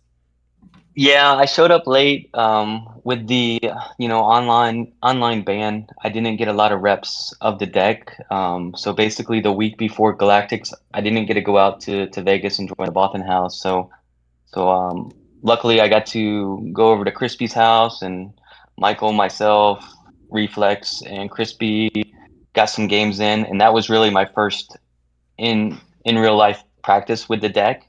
So I got, I don't know, 2 days worth of games in before heading out to Vegas. And when I got to Vegas, the deck had changed, in that 1 week timeline, going from that kind of the Red Ray version into the Motti version. And so I had to kind of, brainstorm and talk to George and Ian and the team at the Bothan hotel room and, understand how to play it. In the suite we had on the 28th floor at the Venetian. That was a crazy that was a crazy day of like just powwowing and deciding. That was like the day that we powwowing and having a kidney stone at the same time. Oh, you did have that kidney stone. And you still made not it ideal. too. Holy cow. John, that's super impressive. I think one of the most impressive performances for anyone at Galactics though is someone who played day 1 and got all the way to day 3. Like, if you're doing that, you're showing some skill levels that everybody else should be jealous of. And for us, that was Guy Cohen, right? Our Fab Pro. Guy, tell us about how you came on this deck. About, I think, a week before, maybe a little more, I just get this message from Ian out of the blue saying, yo, are you playing my Kylo deck on Karabast? I don't even know if there's a Kylo deck or whatever, but this guy is just like ready to kill me or something. It's like, you no. brought up the witch hunt. Anyway. I hadn't played the game for like 2 weeks or whatever, Yeah. I played on the weekend. By the way, the weekend tournament is the ZA. Like, those really help. Because you're a Fab Pro in real life. Oh, yeah. Play other card games. And I also just wasn't playing a lot of SWU. I was just playing on the internal tournaments because it's quality testing and I like shooting the shit with the boys. So he messaged me, why are you playing my Kylo deck on Petronaki? I was like, no, bro, please, I'm not. I don't even know about the Kylo deck. So I go, look it up, And this guy is... into our private team server and look for, what's this Kylo deck that Ian's like... Yeah, this guy's activating the freaking CIA to hunt for the leak on the Kylo deck. Because he saw one guy spectating on Petronaki. And then I started looking and reading the chat, and I was like, okay, this looks kind of dope, actually. But I didn't really play it. I played against Reflex on it once, and that was it. But I was interested, and my career in Star Wars is just play George's decks, and they are brilliant. Yeah. For So anyone in the audience who doesn't know, Guy, he won the first big tournament of all of Star Wars, the Orlando 5K, playing George's deck that he gave him. Yeah, George made a crazy Vader deck, man, hard Made it control. blue. And Yeah. One time we could not bring that tournament up. Just one time, please. I don't remember who you beat in that tournament, in the biggest Star Wars tournament to start the whole game. I have some scrub who forgot to deploy his leader. But It didn't matter, okay? It didn't matter. You get to, And then on Beato, I play COD Blue as well because George was playing it. So I just say, George, can I play this? And he's like, sure. So he gives me the deck, like physical deck, because he was already qualified at the previous flight, the previous round, right? And I just played it and also top 8 with it. So it is historically a good idea to play George's deck blind. So I was interested. I watched the videos that Ian posted. Ian posts his Google Drive videos. Yeah, Very Google secret, Drive, guys. Don't. yeah. Oh yeah, I forgot to mention that. I think every single practice game leading up to the Bothan House, I recorded every match and posted it in like this archive so that people who got onto the deck later, which I knew ultimately would happen, would have like this backlog of just stuff they could watch. We had a lot to catch A lot of up people on. were watching stuff on plane rides. Yeah. I know that. Yes. So I'm on my plane and I'm watching this playlist of Ian videos about Kylo Tarkington. So I got my practice largely from there, to be honest, because then I played maybe 12 or 15 games at the suite over there in the Venetian, among the clouds, playing Kylo, and then This is the day watching the deck Kylo on list the has been plane. turned in. Let's be clear. No, we're talking like 2 or 3 hours before. Let's Right. be honest. The last few Yeah. hours Like, before. Let me just jam some games. And Yeah, get some... with Hunter. Did With Hunter? Hunter, with Hunter Hunter, played yeah. with him. Yeah. Hunter, who's in the Figure out what picture the with heck I'm our gonna fake play. Kylo cosplayer there. Yeah, it was me and Hunter playing it. And then I say, guys, I'm cutting the Motti. And everyone freaks out. So bad. I never seen that. Wasn't They're all- Guy, you had to play day one, right? Wasn't it we tried to pick you up at like 8 a.m. and you're like, no, I'm still playing this deck, and you wouldn't get the van. Yeah, I was playing with Narchi, who's the GOAT, by the way. Narchi, I didn't have any of the cards either. So, but I told Narchi before I left home, I was like, yo, bring this Kylo stuff, because it's George's deck, And I was playing at 8 a.m. in the morning, trying to get some reps into Quillen. Yeah, but And- gee, that's super impressive, dude. The day the deck lists are due is the first time you really start playing the deck, and then you friggin' go from day 1 to day 3 on this deck. And ended in the top 64, like insane numbers. Yeah. Like And you did it without Motti, which is a huge handicap. Well, I had the Motti. It was just sideboard. And then I told the boys, like, I'm going to move this to the sideboard. Holy man, it created the United Nations of Motti discussions over there in the Venetian. They're all screaming at each other about Motti. That's so hard, whether Motti should be in the sideboard. For what it's worth, I think Guy was correct the whole time well, on, yeah, on he that was correct particular because card. the deck list got Right. all into open deck lists. Let's go ahead and talk about that real quick, because I know someone in chat had asked about that. As anyone watching should know by now, we expected the deck list to be secret. We worked really hard to keep the deck list secret. We didn't play it on Petra. We didn't play it on any of the public outlets. We were actually hunting down when we thought there might be a leak. Like what? Everybody. Yeah, I went a little too far on that. I'm sorry, everyone. Sorry, brother. We love you anyway. And so Not far enough. we thought that we would have such an impactful surprise when people are like, don't know what our deck is doing, don't know what's in it. And yet, even with them having the open deck list, we had this huge level of success. It makes me wonder what we would have done if deck lists were secret, like they're supposed to. Yeah, I mean, I know there was multiple people who were like, I only know how to play against this deck because the list is open, or they like practiced it like the night before or whatever.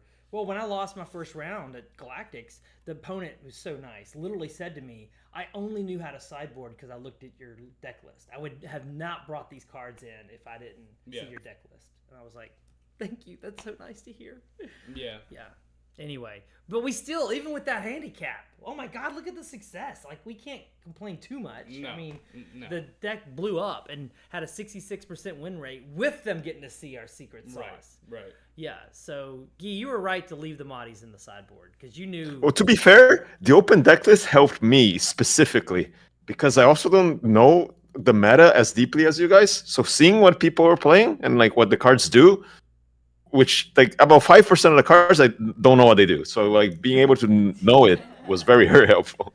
Yeah, I think you're the only person who could have done what you did, by the way. Yeah. Like, you're incredible. Day 1 to day 3 on a deck you picked up the day before the tournament starts. That's Well, I appreciate it, but the deck was very powerful. Like it's just so powerful. Because guys said, "Oh no, you can't pick it up. You need like a Harvard degree to understand this deck." It's not true, but also the deck is so powerful that sometimes you even make mistakes or take the wrong lines, and it doesn't matter because your Kylo is 19, right? It carries you. It does. Yeah, it definitely does. Yeah. And then Michael, are you still there? Well, I'd love to hear your your view. What was day 1 like? Like, just give us some like flavor of what the day was like when like you have your whole team of like it's like almost 26 or 27 of us doing nothing but like soccer moms. Like, we're supporting you. We want you to do well. We're on the sidelines watching. I think half of you were doing side event farming most of the day, but towards the end of it, it was pretty wild to have just like, oh hey, you want water? You want water? You good? You need anything? You need food? Especially after like round 2 or 3, I think that's when it like really kicked up and the team was like really super helpful. Yeah, one thing that was also pretty funny. So like for some of you who may not know, we made kind of an internal deal with the other Kylo players who had their buys. None of the day 1 Kylo players wore our team jersey on day 1, so we were quote unquote a little incognito, as you might guess. But the jig was out pretty much like towards the end of the day, where I think at one point I'd look over and there was, I don't know, I probably noticed at least 30 different people throughout the last couple of rounds like watching me play and taking a look at what deck, and I just kept hearing, oh, and whispers, Kylo target down, oh Kylo target down, like just.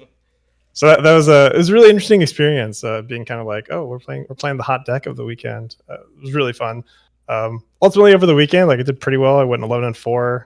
Kind of got the over. I guess I lost the bet on getting CADs and got 4 CAD target downs over the weekend and went and split the matchup 50-50 over the weekend. Ultimately, that was what knocked me out from day 3. But yeah, it was a lot of fun playing the cool deck, the team deck. That I mean, I won't speak for everyone else on the team, but I was a pretty big believer, pretty much from like the start. Day 1.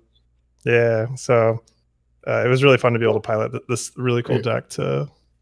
Speaking of like secret deals between Kylo players, is now the time to talk about the mirror strategy that we don't have? Oh, is it happening? It's going to be at the end. We'll talk about the mirror. But John, you played through that morass of crazy Wild West. What was your day 1 like?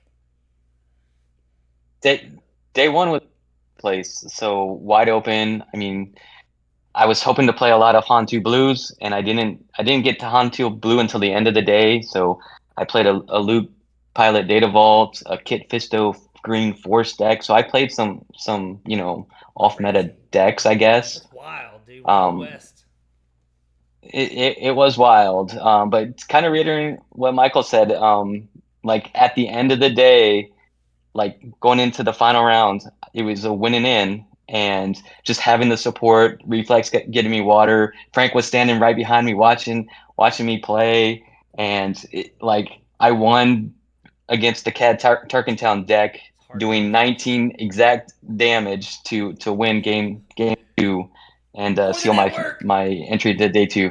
So it was an amazing, awesome experience. A lot of fun, and love the support that I got from everybody. We love having you on the team. Yeah, great, John.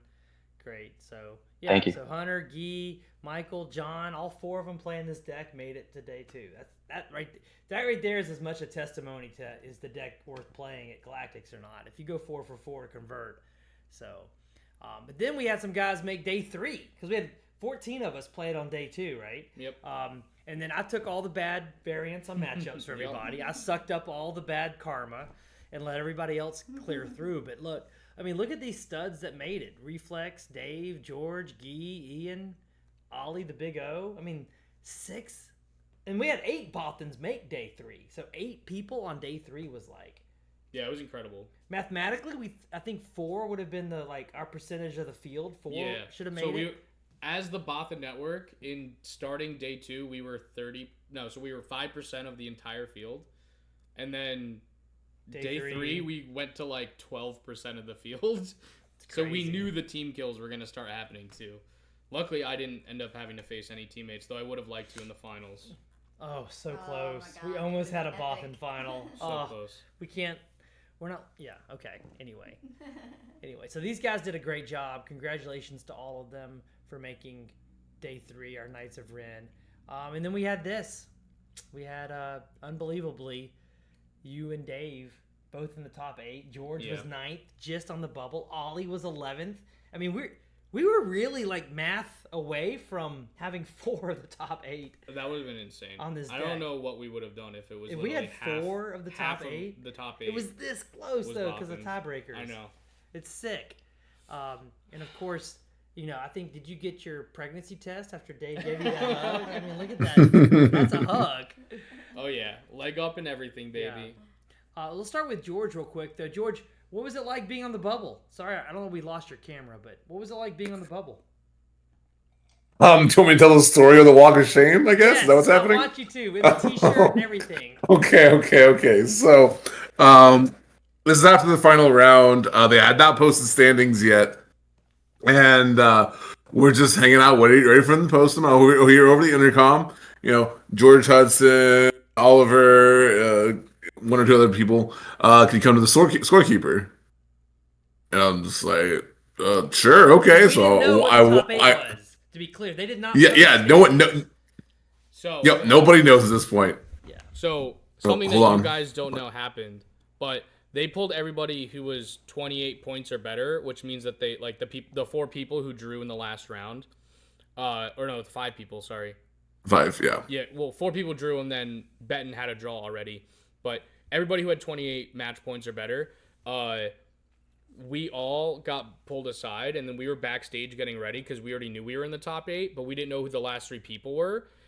So I asked Jonah, because Jonah had our rankings 1 through 5. So I'm like, well, then you must know who the other 3 are. And he said yes. And I'm like, can you please tell us? Why is this not being we've been waiting for 15 minutes. And he's like, do you have your phone on you? And I'm like, yeah. And he's like, put it down. So I wasn't allowed to say anything, but he told us who it was. And I was just very upset because I knew that you guys weren't in the top 8. And we were just basically forced to not do anything about it for 30 minutes. That's brutal. Yeah. That's gross. Okay. So that was happening while I wanted the scorekeeper, and then the television crew, they point us out and wave us, and we follow them. Anyway, they pull, we walk all the way across the stage. All the Bothans are watching, and there's a group of 8 of us all had 27 points. And from their point of view, they were like, "Oh, did you make top 8?" And I'm like, "I was just shaking my head, I don't know." No, I don't think so. This isn't the top 8 because I know the people who are already in it. Anyway, we wander over to the side of the stage, and they do the whole charade of "Oh, you can't have logos on if you have a shirt with a logo," which obviously I'm rocking my Bothan Network jersey. We had to cover that up with a generic Star Wars short shirt. And they explain "Oh, if your name is called, go to this place on the stage," and then we wait. Yep, it's just they wanted the live reaction of you not whoever television producer was. They wanted the live reaction of you not knowing that you made it, and film that. So I got to slash walk of shame and stand there and wonder I wonder if I made it. And end up in 9th place. So that was a unique experience. Yeah, I can't believe they did that to you guys. It was 30 minutes. It wasn't a short wait. I don't know why they didn't just do it faster if they were gonna do it. Yeah, but you know me, I made light of it and just made jokes the whole time, and yeah, but that was a mobile experience, a unique one. Mm-hmm. Yep. Well, what could have been, George? What could have been? Yeah, because like I went 2-1 day 2, but like yeah, whatever. Anyway, yeah. Yep. Love the picture of you, Noy. Yeah, no, it's a good picture for sure. But I think that's it. Really took the whole team. Like it. I know that I came in second, but I would not have gotten there without every single person on the team helping me test. And Sorry, I had to go to the bathroom. I'm back. You went too far. It is a team effort. But I wanted to talk about your top 8 run. Let's just get a couple of seconds on your top 8 run. Okay. Because it was epic. I mean, like beyond epic. What happened? So tell us about your first top 8. It was that cool Han 4 deck, right? Yeah. So Matt Norton was playing the Han 4 Tarkentown deck, and that deck was so cool because I had played Han 4 a lot leading up into Minneapolis during set 4 because I really liked Han, as most people know. I'm a big Han fan. And Han 4 was cool. It was like a pilot deck. It was doing really fun stuff. It got to play C-3PO, which is like my favorite card in the game. I love drawing cards with C-3PO. And that deck does it the best. So I knew like exactly how that deck played just because I had so much experience playing it myself. Though I was mostly playing yellow, double yellow, so I could play Cunning because it's another one of my favorite cards. But Matthew Norton was a champ. Like he got migsed a lot, and he knew it was very bad for him. And that top 8 match was probably my favorite because we just started broing out about just like the random stuff that our decks were doing, and like every time that I would like kind of kill one of his guys, he'd be like, he would make like a joke of some sort. Every time he would activate Han to like get the extra ability, he would like be like, oh, let's see what Han's playing with this time. And then one time it flipped over like the Han pilot, and I was like, oh, looks like it's himself. And like all the judges started laughing, and I'm like, yeah, it's a good thing we don't have live mics here. Yeah. I don't think they would have liked that. So he was awesome. It was a rematch in the first top 8 match. I had beat him in Swiss already. He was actually the person that I beat where it was in round 10. So that got me to the 9 match points with 1 match to go. So I knew I could draw in at that point. So after our game 2, I like freaked out. I was like, let's go. And I like got up and like my chair fell down. And I thought I was going to get escorted out of the building because I was making a ruckus. And a cowboy hat. Like, yeah. But he took it like a mensch. So, it was, he's a great dude. He also was a day 1 competitor. That's crazy. He went day 1 to top 8. He went day 1 to top 8. I'm sorry. You did amazing. No, that guy. But what that guy did, that's like... He won more, like on paper, he won more games than I did. More than that anybody weekend. then. He has to have like the winning record for like most games in Galactics. But and while that was going on, we couldn't see any of that, right? Yeah. So we were the backup feature match. Yeah, so we had no idea what's happening with you, but our team got to watch David Cerebus. I mean, he was playing a guy we all love. Josh Everly. Yeah, from the Baltimore, D.C. area. Team Secret. Team Secret, amazing team. One of our biggest misses. Their hug at the end. Yeah. Actually, our year wasn't perfect. And one of our misses, we almost recruited Josh Everly. Like, we had a lot of discussions about Josh. He's a fantastic player. We ran into him at a lot of the SCG events. Yep. In hindsight, God, I wish we had grabbed Josh Everly when we could have. I know. Team Secret's got such He was a like great one player. of those players that every tournament he went to, he would get like 1 placement higher than what his last one was. Like, it was crazy. Yeah, so he'll be top 4 at Worlds next year, for sure. 100%. Exactly, yeah. 100%. 100%. But we got to watch Dave play Josh, and that was super exciting to be cheering for that. And then next to Dave, Wu was playing his match with... against Michael Connor of Team Secret as well. Wu and Michael, I mean, that could have been a finals match. I mean, 2 of the best players in the world. And so we had the joy of watching both of those matches. But we couldn't see yours. We couldn't see yours. And then, as you can see from the picture on the screen, I mean, there's your embrace when Wu so graciously conceded to you. But I'm gonna be honest with you. You beating Wu does not necessarily mean that Wu's not the best player in North America. Oh no, I know he's got a better record than I do in terms of these big tournaments. He won Minneapolis. I spiked this one, but he was one match a win away. He was a win, game 3 away from him being and I think he would have won the finals if he had gotten there. To be honest, because he does math better than me. Well, I think his deck, but his deck just bricked in game 3, and that happened. It's so funny. I had no idea that happened. Right. Because I thought he realized what the correct strategy was into the matchup. Like for people who like to play Quinlan, you're supposed to not play your unit into my MiGs. Right. And turn 1 just passed. In the 2 previous iterations of our games, he played a turn 1 unit. He didn't pass. So I assumed that he was just like, oh, let me try to change up my strategy in order to win. So that's what was going through my head. You thought he was playing smarter. I thought he was just like, oh, he's figured out the matchup live in game 3. This is terrible for me. As Quinlan, you do it once. You don't pass twice. No, you don't. Well, once he did it the second time, then I was you were like, oh, yeah, okay, yeah. So I was like, oh, this isn't great. I thought it was going to be a pass into Gorilla Soldier, and just so kind of wreck me. And so that ended up not happening because he just didn't have a turn 1 or turn 2 play. So ended up working out for me. Obviously, I felt terrible because no one wants to win like that, but he made it a game. It wasn't nothing. I still had to fight for it. But he had to resource all 3 of his big Hans, which is a really pivotal card in the matchup to be able to deal with the Kylo flip. So yeah, he ended. I mean, Wu's just a great guy. I've known him since I subbed to his Patreon a year now. I met him at Gen Con. It's a fantastic Patreon. If none of y'all are go sub to Wu. I mean, his Patreon gives me so much. It's interesting because Thorkk did an amazing video about how great Galactics was. Love the video. Everybody go watch Thorkk's video. A lot of love, a lot of flowers for our team and for your efforts.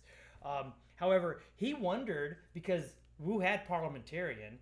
Which won in game 2, but he won. No, I don't agree with that yet. It helped him win. It helped him win, but the win was his masterful play of Kira. Yeah, Kira blanking your whole turn on 4 resources. For sure.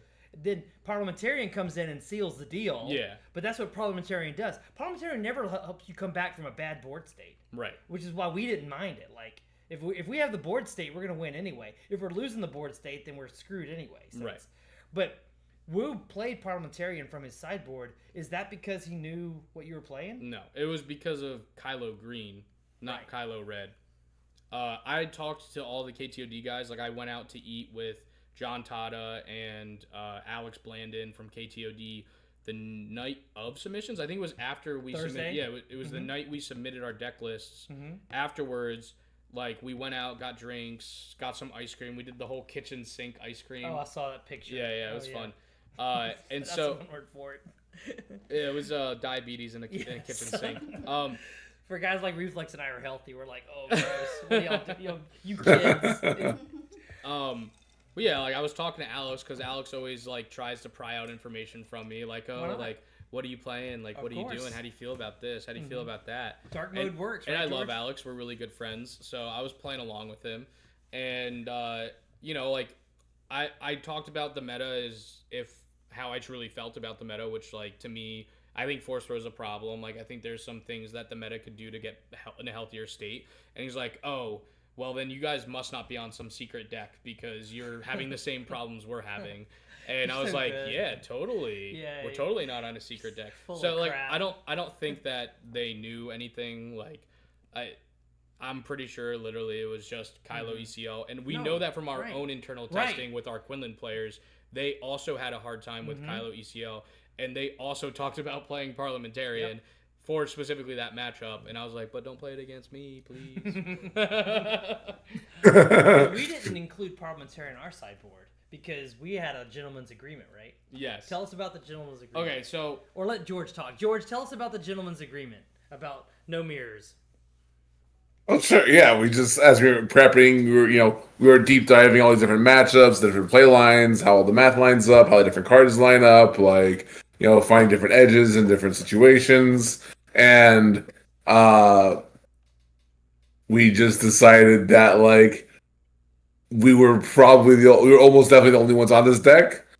why would we be spending time on focusing on the mirror and the nuances of that when we could be focusing on other things? So we just had a gentleman's agreement of like, yep, no one's going to practice the mirror, and we're going to focus on other stuff. Yeah, so I still haven't played a single mirror of this deck, and I don't plan on it. Yeah, because we're done playing the deck. Like, this deck only works when you're surprising people with it, right? Generally. I mean, it is powerful. It is fundamentally powerful, as Guy said. Yeah. But you're definitely, once people have reps into it, you're going to have a worse time. So, who knows? Maybe I'll just be lazy in my first PQ. I'll play it because I don't feel like building another deck. That's 3 weeks. You'll build something else. But who knows? I thought the gentleman's agreement was more fun because it was like something to like make the pain of having to play your teammate, like it made it a little bit more fun. Like, oh, I've never played this match. Right. Yeah, like I don't know what's gonna go on. Let's just do it. Yeah, I mean, literally, we've never played a mirror. I've never played this. Mirror. I never played it in testing. I've never. Well, because we did multiple. We haven't played it in a match either. Yeah, so we've never played this mirror. We did a bunch of internal testing, like tournaments with Swiss. Oh, which gave like random matchups. So some people got it, but I still never did to this day. I never did. So let's ask which Reflex. Is, like, insane. Reflex, did you get a mirror in our internal tournament testing? I don't know if he's still there or not. Yeah, I played Big O once, and neither of us had any idea what we were doing, and I happened to win in 3 games, I think. So for the audience that's asking for advice, because people are going to be playing this to watch this video and play the deck now. What is your advice for the mirror? Have more upgrades and snapshot for more damage. So it's luck of the draw, is that what you're saying? From the 2 games I had like a month ago, yeah, that's what I got for you. Bigger number, more better. Deep. Okay. Wow. But yeah, so long story short, all of us love Wu. Amazing guy. Go join his Patreon. Could be the best player in North America for sure. Happened to get a bad draw in game 3 or else I think he could win. And he was such a great sport about it. Like he literally like told me as we got up from the table like what his hand was, and I was just like, "Oh my god, dude, I'm so sorry." Yeah. And he's like, "No, that's fine. Like go win." Like he was so awesome and supportive. But you got the other end of that in the finals. Because you were 1 card away from winning. Yeah. We were all like groaning verbally when he drew the second Force Lightning. Yeah, after I forced through the first one. He had no cards in his hand. Yeah. He had no way to stop your Kylo, and he top decks the second Force Lightning. I went back and rewatched it, and like in game 3, there were some lines that I probably could have taken differently to avoid that trap. Like, I think it wouldn't have mattered because with the Force Lightning that he drew, he also drew into the out of aspect Kiadimundi, like the 4-drop red hero one, which would have drawn him. He didn't have that in his deck. Yeah, he had it in his sideboard. Oh, he had a sideboard, yeah. Yeah, he brought it in. He brought it in against me in game 2. That's why I know about it. Okay. And when I watched back the footage, I saw that was also in his hand. So like a lot of people came up to me afterwards and was like, if you were worried about Force Lightning, why didn't you like snapshot kill the Anakin? That was a line we were discussing live. Yeah. So the problem is that he drew 2 cards and he didn't resource. So if he ever has another Force unit in hand, he can play that and still Lightning, and then I have 0 damage on his base because I just did 5 damage to my Kylo by killing his Anakin. So I was just trying to play around as much as I could, which meant I pretty much couldn't play around anything because it was lethal. The other option that I had like a couple turns prior was like I could have attacked the... He was threatening that he had a hot shot with the Krennic to kill me. And I could have just attacked... And he did, by the way. I think no, he did. I knew he did. It was just the way he was posturing. It was very obvious. And so I could have just killed the Krennic and not done the 5 damage. Not gotten the 5 damage that turn and then just relied more on the Kylo flip. But at that point, I was like, the only way I'm going to win is if I get the damage in anyways. So, and that would have just delayed actions. Like, the point of attacking there is that now he has to do something, and if he passes, I can just claim. But then that gives him more chances of drawing. So, like, it's kind of like one of the things we learned with this deck was sometimes you do just have to pull the trigger and go for it. So I was really happy with the way that I played in game 3 overall. I really, to me, like, the only mistake I made was in game 1. I had to win. I could have just put double Holocron, Battle Fury, but that was also a YOLO flip, right? So like I didn't know what was in his hands. He had 2 random cards that he drew for the turn. That could have also been a scenario where he drew lightning that turn, right? He ended up not having it. I had to flip that turn because I was dead on board, and I chose to flip. And when I did the math with the upgrades in my resources, I just did math wrong. So I had 2 options, right? I had the option of Holocron plus Constructed or double Holocron Battle Fury. Okay. Double Holocron Battle Fury is always more damage. I mean, it's literally you have a 3rd upgrade. So it's 2 more damage with each attack.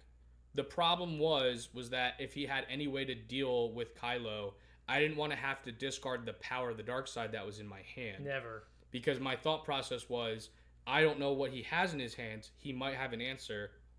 So to play around that, if it's still lethal damage with the other upgrades, it's a safer choice. So then I did the math on Constructed and Sith Holocron, which I've done a million times, and I know it's 12, but for some reason, at the biggest game of my life, on the biggest stage, I counted it as 13, and I was like, oh, these 2 upgrades are lethal anyways, because 13 times 2 was 26, and he had 2 damage on his base, so that was lethal. So I was just like, I'm just going to do these because it's safer. Turns out I was off by 2 damage because it was 12 times 2, not 13 times 2. So you were tired. How many rounds did you play by then? It was a lot. Yeah. It was a lot. Yeah. But no, it's fine. You know, it happens. Everybody makes mistakes. And even with all that, if he doesn't top deck the Force Lightning, you're the Galactic champion right now. Right. And no, I mean, he played amazing. But no, let's not distract from the fact that he's like clearly the best player in the world. I mean, that was unbelievable. Absolutely. He beat both you and Dave on the deck, and he beat someone else on the deck too earlier, right? In round 1 of day 2, he played Eekfoil Nick, one of our best players, and he beat this deck 3 times. So if you're looking for a deck to play, go play Talzin because it beats this deck. But just be the best player in the world on Talzin. That's part of it too. Though. Yeah. No, and he was a great sport. Like he was so. No, he's a great champion. We're super happy for him. In those 30 minutes where we were waiting to find out who was in the top 8, even though we knew already, you guys didn't. We got to chat with. I got to chat with Benton a bunch because he was number 1 seed, I was number 2 seed, so we chatted with each other for like 30 minutes. Like I asked him about how his like stay in Vegas was. He's just a really good dude, and like we've seen him do well at big tournaments before, and they're kind of always in Sip's shadow. Right? Yeah, I mean generally.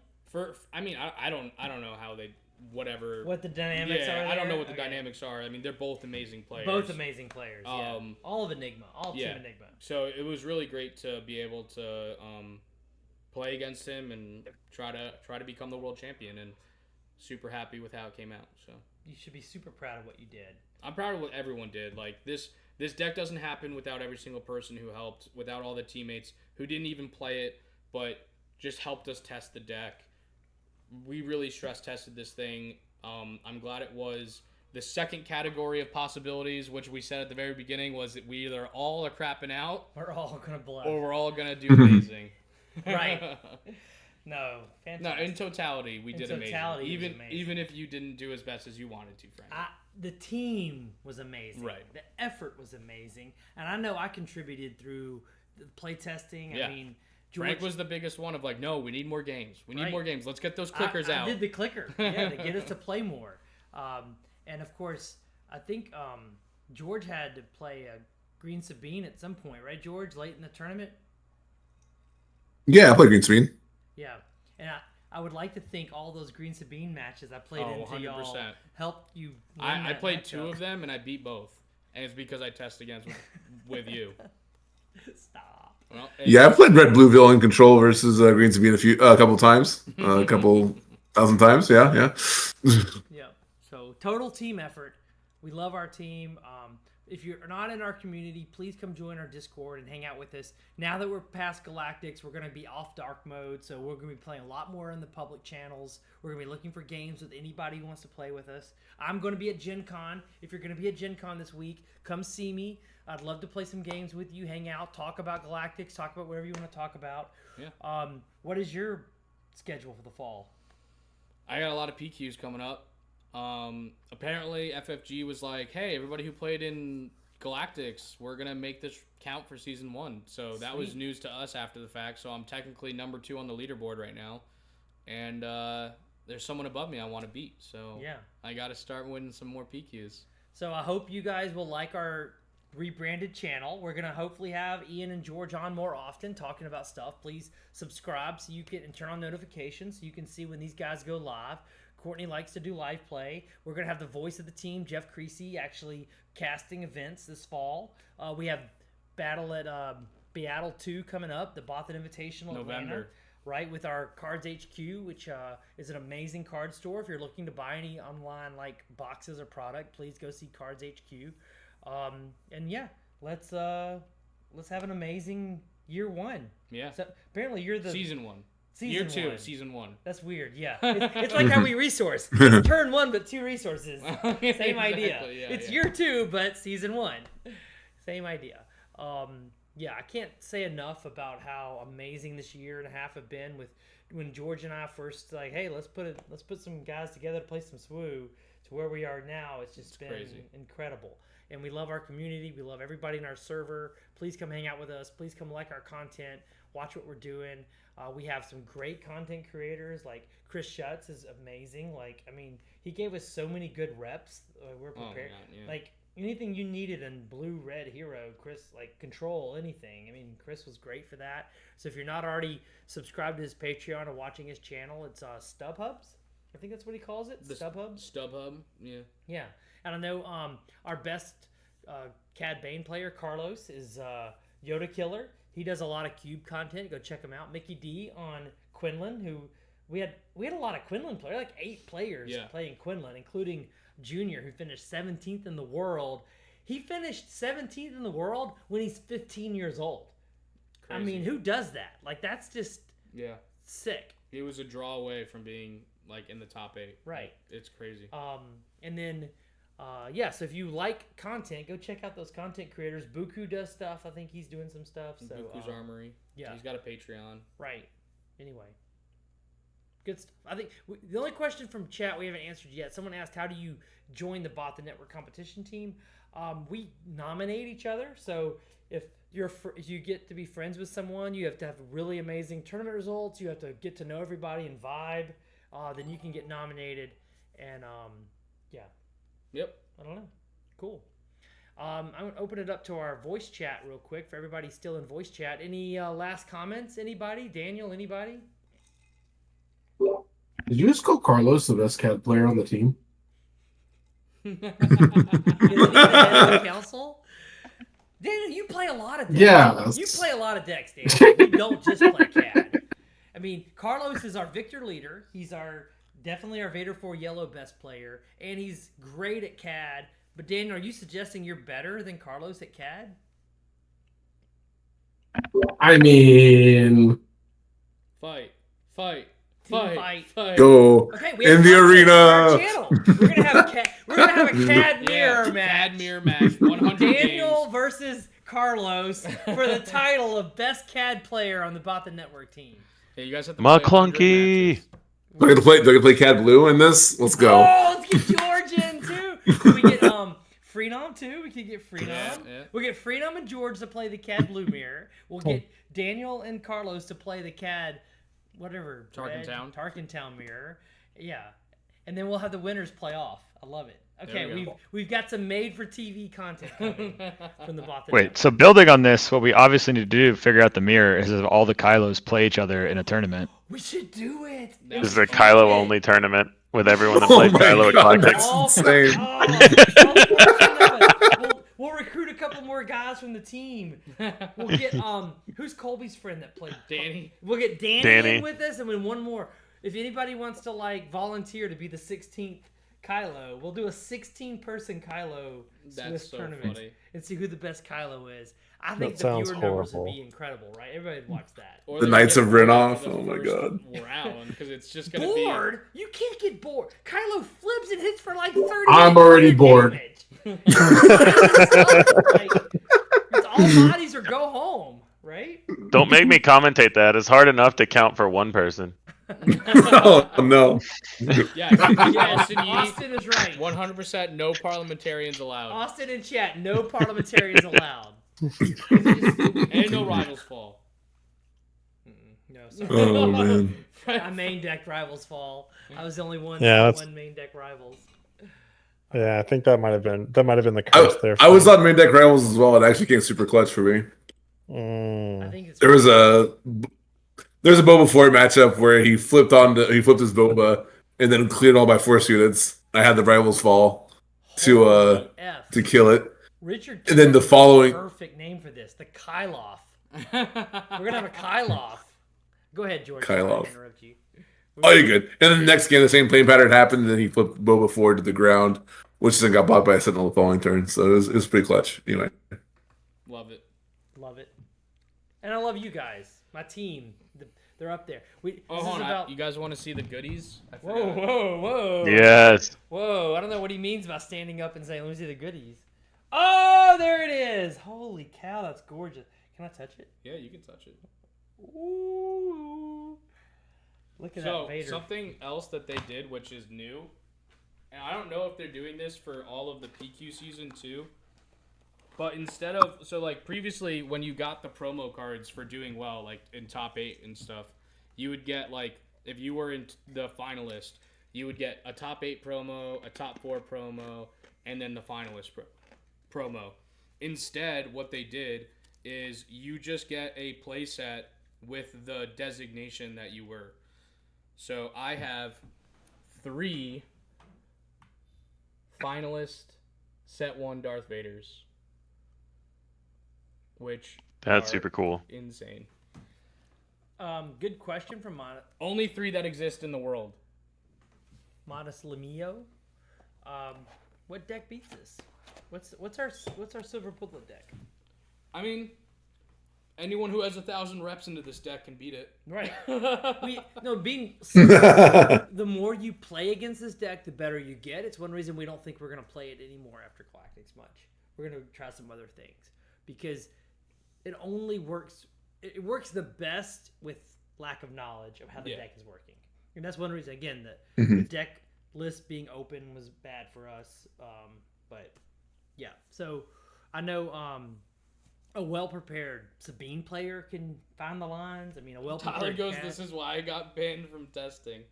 Oh, yeah. Tyler played 1,000 games into Ian and then tried to play into all the people picking up the deck, and we were just all getting battered by Tyler. And we were like, man, this deck stinks. It also stunk when we thought we were playing Ray in the deck. It was also part of it. So, yeah, Tyler York is a team MVP. He couldn't make it to Galactics, but one of our favorite players and did the yeoman's He'll be work. there next year. Yeah. He'll win it next year. He'll win the whole thing. He'll win the whole thing next year. Yeah. Great. Yeah, come join us in the Discord. Again, sub and follow the channel, and we're going to put out a lot of great content in set 5. Yeah, it's going to be and awesome. then join us in Atlanta, November 14th for Bothan Invitational. We're going to have a 3v3 tournament, $4,000 on the line, an individual tournament with $8,000 on the line. I think we're going to have some FFG people come and actually play in the tournament with us. It's going to be sick. Yeah, it's going to be awesome. Yeah. We'll keep everyone updated when we find out more information. There might be some extra prizes that we could add to it, hopefully, that we can't talk about right now. They're secret. We have secret stuff coming. Watch this channel. This is where it'll be. Or come to our website, bothannetwork.com. We put up articles and we'll put up information about Beatle. So, all right, guys. Congratulations, Ian! Congratulations, Ian! Runner-up. Congratulations! Fantastic. Congratulations to the team. We all did great. Yeah. All right. For the network. For the network. For the network. For the network.